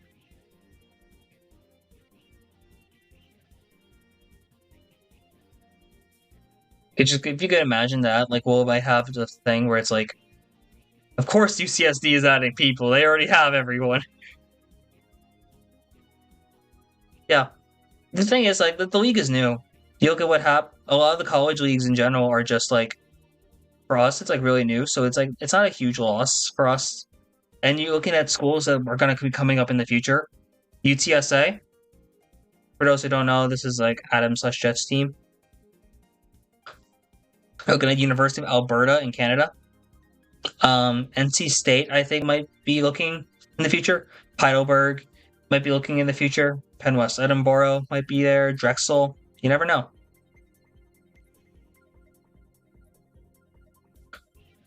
But Alberta would be hype. Alberta would be like legitimately one of the best teams in CKL, assuming Tynan finds more than just himself.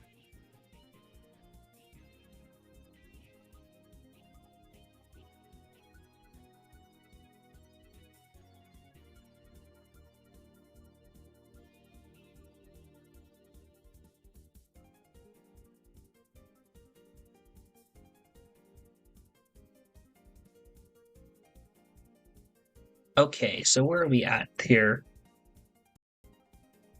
Realistically, I don't know if I'm moving many people around. I think if anything, the teams that are like most likely to move if we keep it in a division like this are probably these 5-ish, maybe 4 or 5. You can mix around the order here because, like, realistically, there are 12 teams I thought who could be D2, and it's all them. So it makes sense for. Oh yeah, we'll just do this is the 12 team div. Nah, I would just split this up 6 and 6. Yeah, I would split that 6-6. So realistically, any of these players could be. Any of these teams could be moved around. I do think that.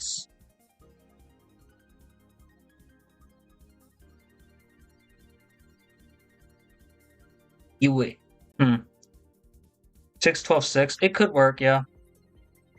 The thing is that 12 is awkward, and I don't remember how the 12 season worked. But realistically, I would rather just go 6-6. 18 playoff, yeah.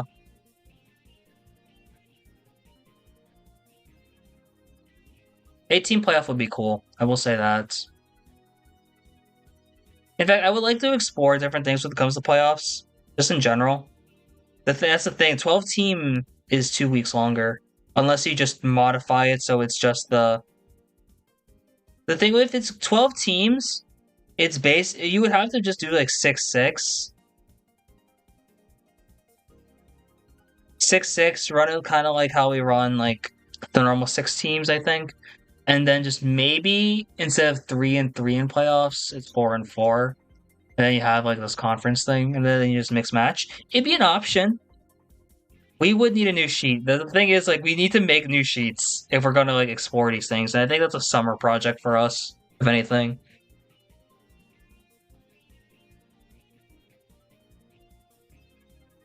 But realistically,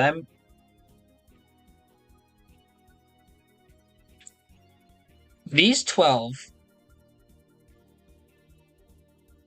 you could realistically make a 6v6 division, a 6-6 division. I was gonna say the FFA sheet. I remember hearing about that. If you move it up, if you just make these into sub conferences, pretty much subdivisions, make this like the D3-ish. Yeah, it's either gonna be 4 6s or 3 8s. I was gonna say, why did I could have sworn. I don't know where I got that E from, but thank you for the clarification, Bonkers. Everyone else puts Saint Carding, but I'm like, I'm gonna try and remember school names. And that did not happen.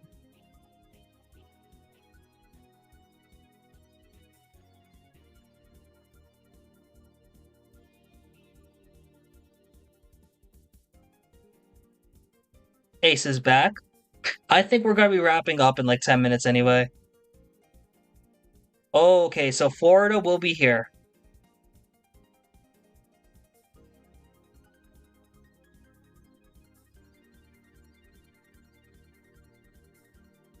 Florida is here now. So we are at 24. In terms of balance, I do see the argument for 6, 6, 6, 6. And I think it's possible. Let me reach out.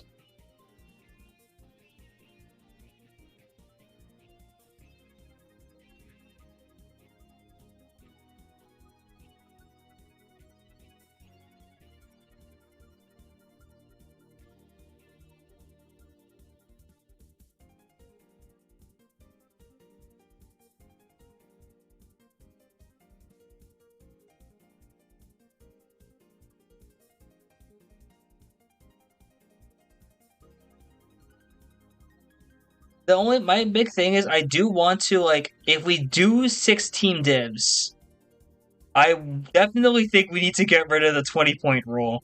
Because that kind of did, after what happened to Morgan last season, I think we do need to get rid of that rule for that. So I think we do need to adjust the sheets a bit. Since as short stands for scrolling.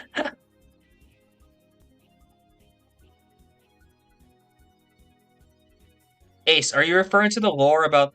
Which lore are you referring to? Because there's a lot of lore there.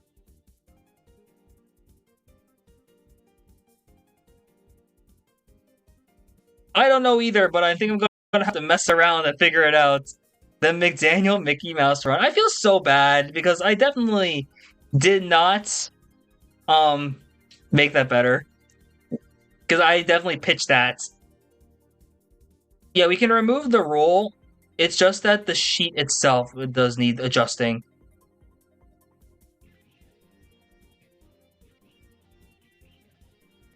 For those who don't know about what happened with the 20-point rule.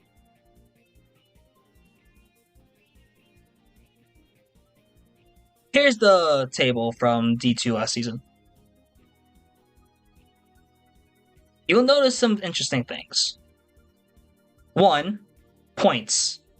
If it's 3 wins for it's 3 points for a win, 1 point for a tie, and also 1 point for a loss within 20 points. So what ended up happening is Morgan State and Moravian tied because of some, let's just say, technical difficulty, logistical issue for Morgan State, and that ended up causing them a playoff spot. But McDaniel, in terms of like win-loss percentage, has a worse record than both Morgan and Moravian. But McDaniel's wins, they beat Moravian with a bot.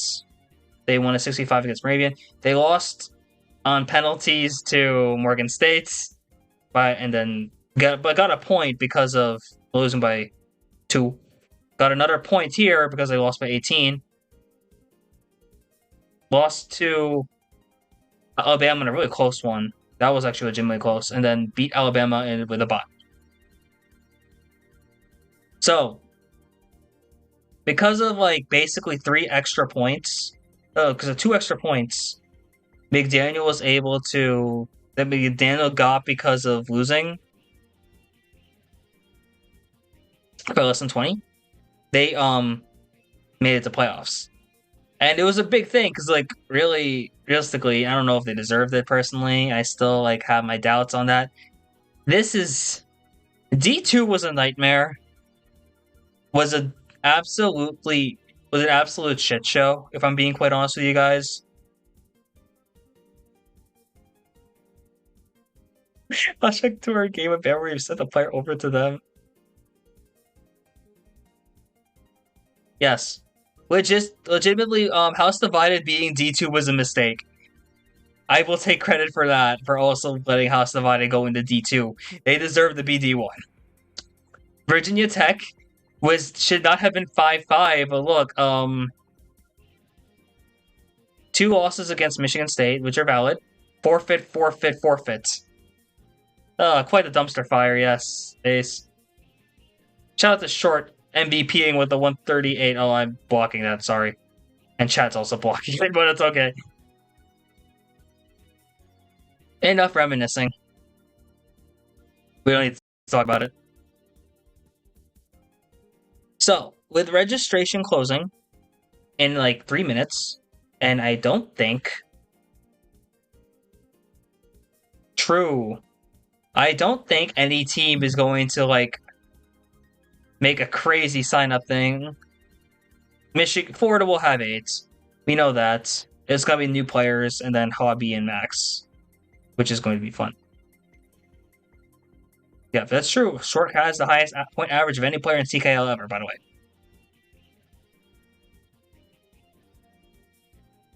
If you want to look at other seedings, you would have to ask other staff members to release them themselves.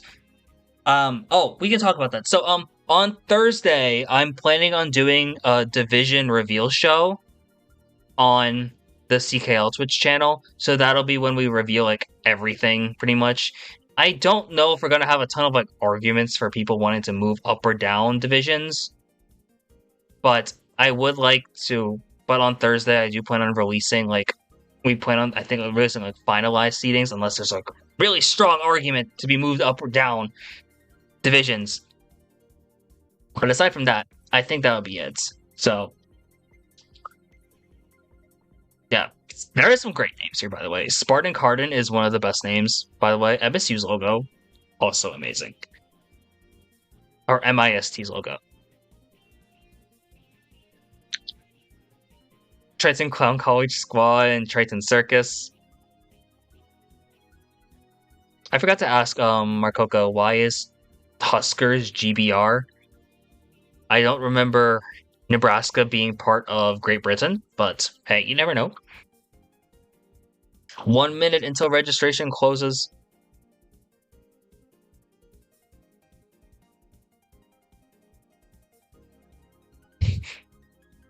JP Givner is back to... JP Givner goes back to college and decides to go to St. Clair at the 1 minute to go mark. Okay, what is happening with our seedings now? Okay, St. Clair is moving up to D1. Michigan State, you're moving down to D2. Do you want to, unless you want to just trade and move to D3? It's your call, though. It's your call, Michigan State. Do you want to be D1 or D3? D2 or D3? Because St. Clair has JP Givner now, obviously, so...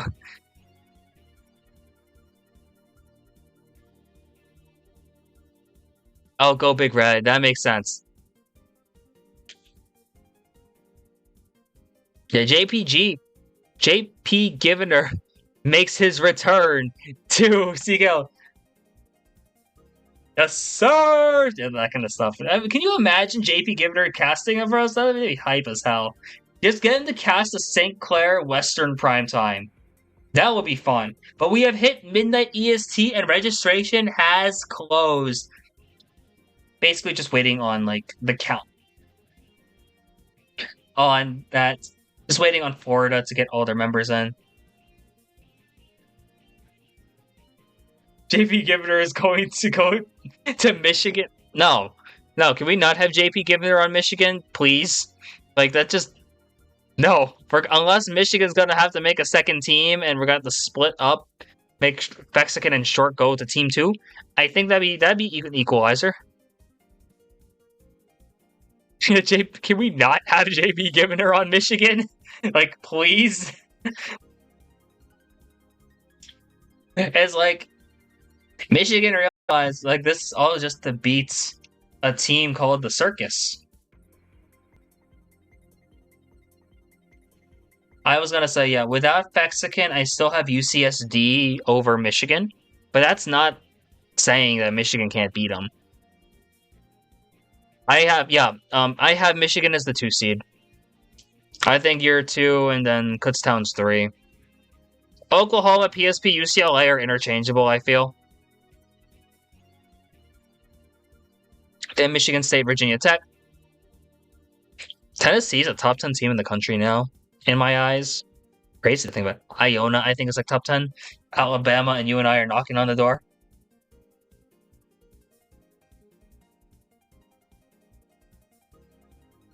UCLA MIST scrim needed, honestly. Yeah, I know we're getting Oklahoma MIST, which is going to be good to watch, and I think that's going to be really good to analyze too going forward.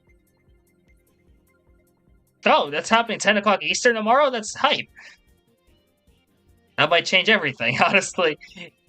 Michigan State realizes if they beat UCLA, then that is a win for 18 divs.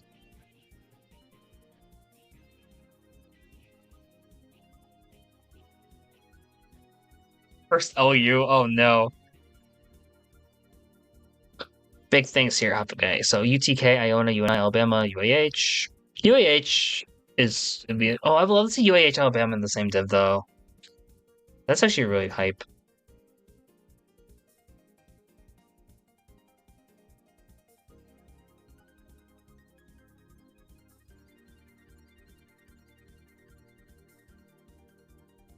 Imagine, yeah, Michigan State UCLA scrim is just to have the... It's to determine the number of conferences and divisions we have.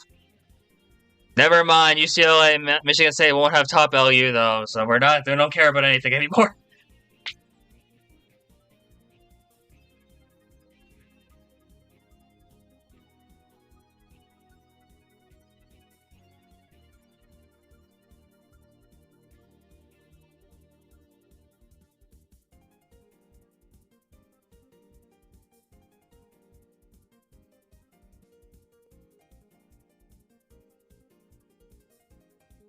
I was gonna say, yeah, imagine UCLA MST had that top LU. Your mom more annoying? Oh my god, that's mean. Owned.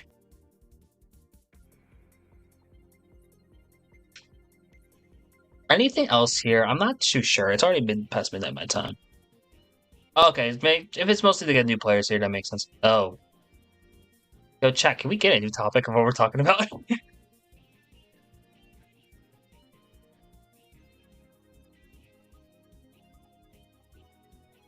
But yeah, I feel like a lot of like teams here are just trying to get new players in. I think teams are looking forward future-wise. Like, I can tell you Moravian, like, almost, I think a big thing over them is just gonna be having, like, new players playing this season. I honestly don't see Nitrous Spicy Mist. You know what? St. Clair. University of St. Clair, they have JP Givner now, eventually, so St. Clair is here. Morgan State's D3, I guess.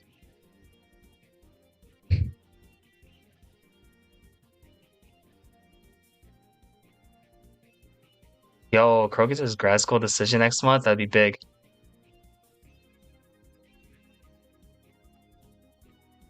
Imagine that, yeah, Morgan D3.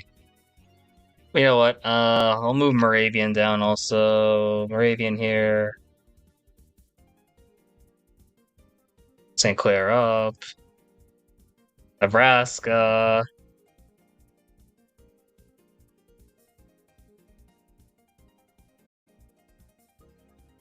Actually,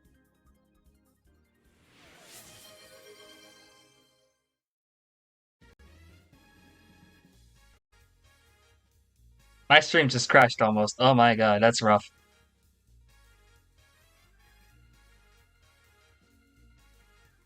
But yo, shout out to Nitro actually gifting 10 subs. Thank you, man, for that. That's massive, though. Thank you, really appreciate it. Funny badge, but hey, shout out to you guys. 10 subs.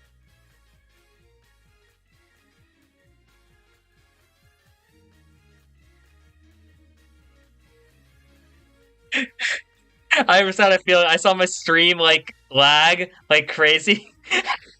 He's respending the CKL winners payout.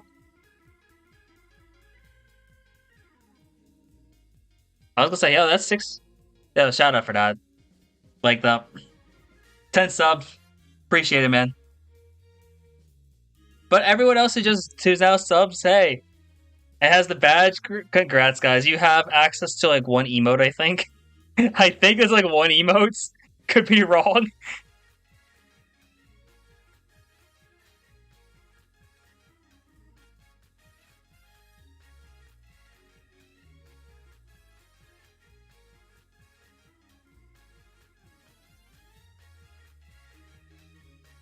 No, Bo, the thing is, Nitro said if I put them D3, they actually I'll get 10 gifted subs.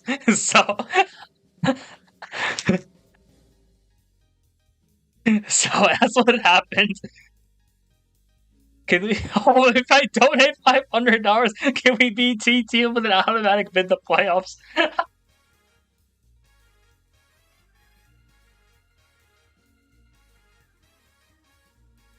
Can you imagine? This is the biggest tampering is I just get money on stream to move people to what division they want it to be. Can you imagine that's what happens?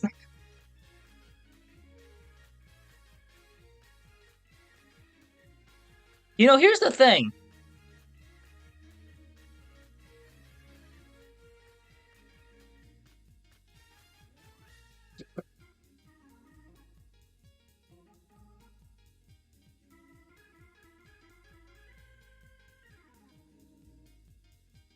Let's do it. Okay. If we do the 16 divs, random colors, random colors, random colors. If you do the 16 divs,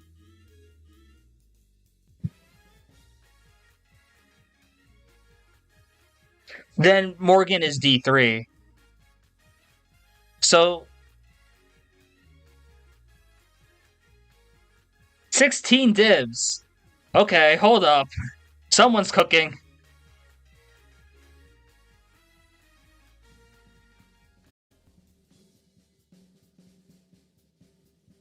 Okay, each team gets their own division. So here we go. $1 billion bajillion pays my student loans. If I get $1 million bajillion, I get to go content full time and I talk about college and Mario Kart is my job.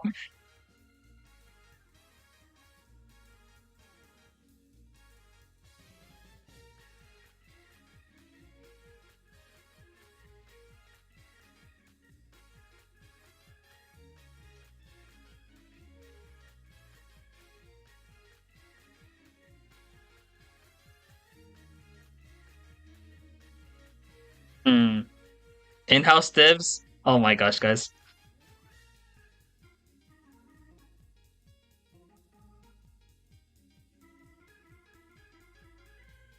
Which was not even sub. That's a bad. I don't mind it at all. Hey, Monkers, what you thinking?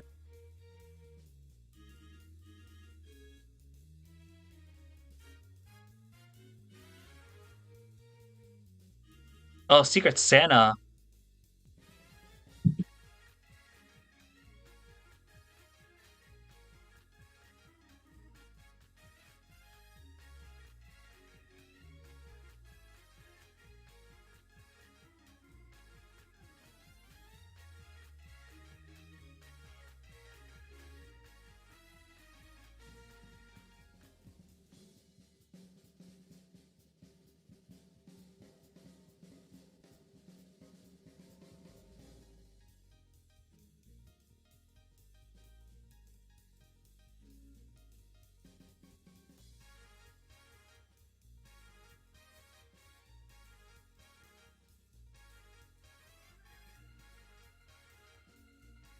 I will say, if ideally, if we could do 16 divs, I think I would be fine.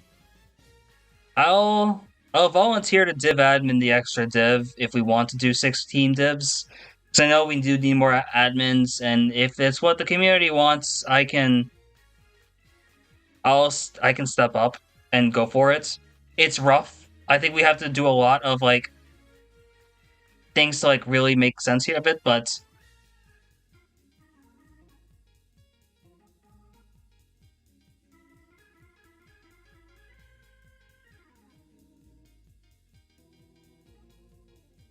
yo, Midnight Subway?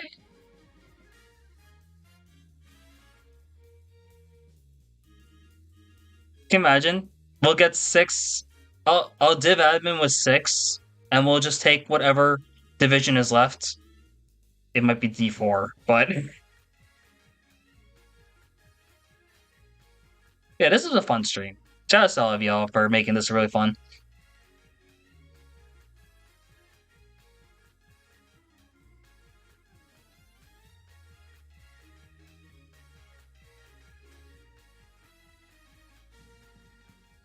No problem, Ace. Have a good one, man. Thank you for hopping in. I'm probably gonna be ending stream soon too, because I'm tired as heck and I am hungry. Actually, yeah, that's true. In CKL, bottom div is really well ran. Whatever happened in D3 last season was flawless. D2 was the nightmare. Like D3, I think D3 might be fine because you have UCSD, McDaniel, New Mexico, who has kind of some experience. Dino Nugget time. Yeah, that's the thing. I'm hungry. I kind of want some Dino Nuggies. I'll send them in chat later. Or not chat, but I'll send them in CKL Gen chat.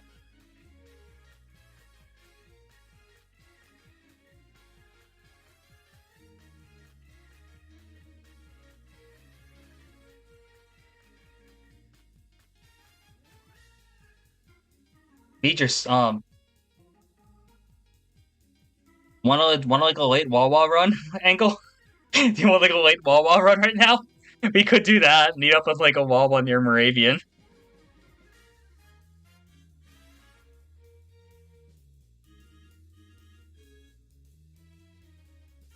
We could if you actually want to. Just DM me. We could. Okay, chat. Anything else you want to talk about? Any questions? This is your time to ask. Any questions? Anything you want me to go over? Otherwise, I'm gonna be ending stream soon. So, if you don't have anything, this is your time. But, oh, thank you, JWT.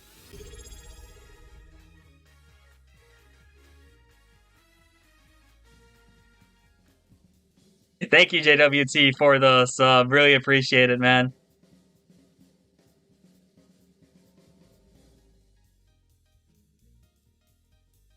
Check general chats. Oh no, I don't have a picture of it right now.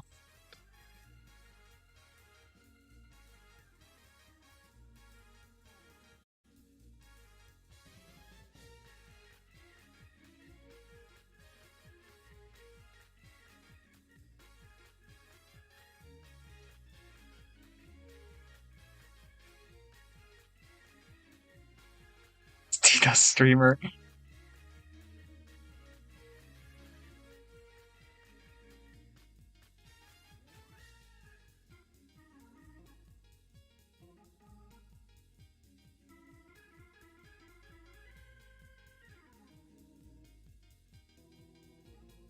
Let's swat him. Oh my god. The guy, I swear.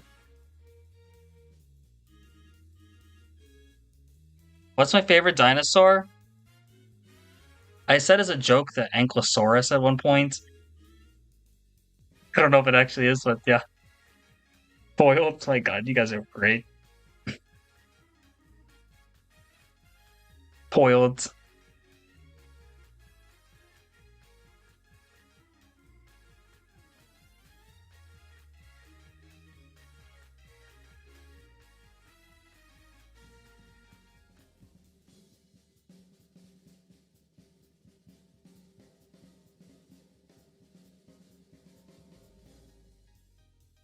Okay, a great question, Riffy.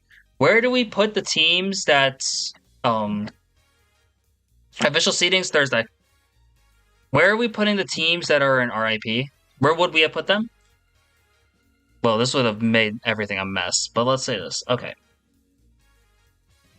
A lot of UTSA is interesting because UTSA has Adam/Jet, who's good, but then there's nothing about anyone else. I'd have UTSA. I think people are really high on them, but it's like, if I'm being honest, like, I think they do good, but I think they're iffy. I have UTSA as, like, bottom D2, top of D3, roughly. I probably put UTSA around FIU St. Clair. Arizona is... JWT has it, right? I have Arizona middle of D2. I have them, like, Alabama-ish. The thing about Arizona is that, like, you have 6 in Emolga, and then what happens after that? If Emolga doesn't play, or if 6 doesn't play, then Arizona is D3. If they both play, they're D2. It's just that it's kind of the good thing that it's, okay, 4th best got 25 versus UCLA.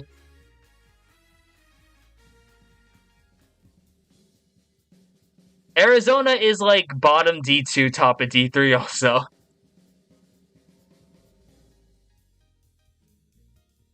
Arizona is, like, Moravian Morgan level, maybe? Maybe, like, a worse UAH. But that's, like, it's so weird, because, like, bring back Prime Emolga, and 6 is about to head into Prime.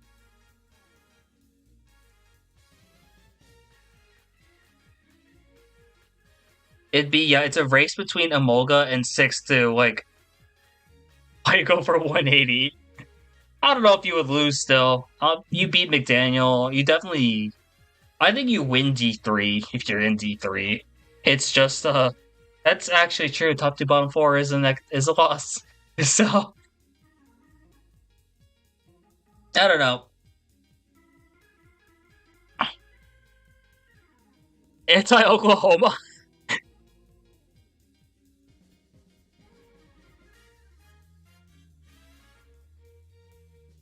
Everyone go TT Super... What is Zay's time on Super Bowl anyway?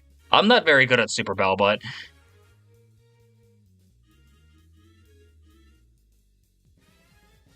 I love Super Bowl so much, I won't lie. I have a lot of good memories, of course. You don't understand. Super Bowl was like the Moravian course, actually. Super Bowl Sundays is such a good name for a LAN. Oh my god.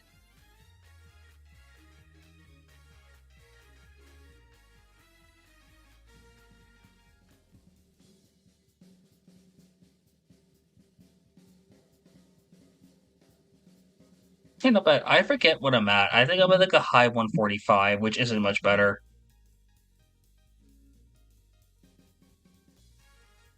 So did MKU warm up?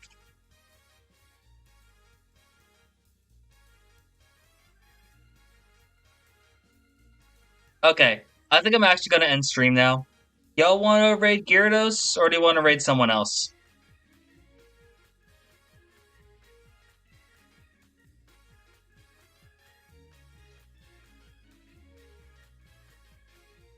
Okay.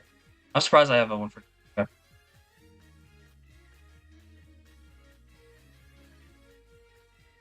Thoughts of Pokemon Za? I was like, okay, that's my last thought before I end stream.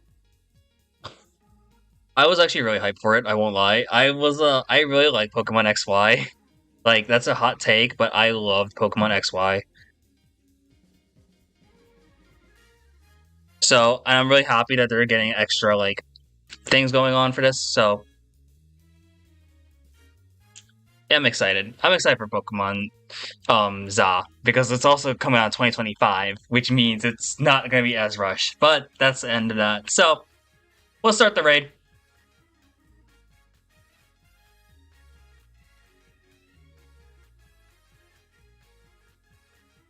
Okay, thank you guys, though, for watching.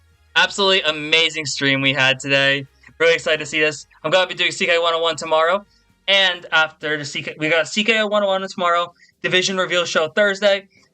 Have a great night, guys. And yeah, thank you all again for coming out for this stream.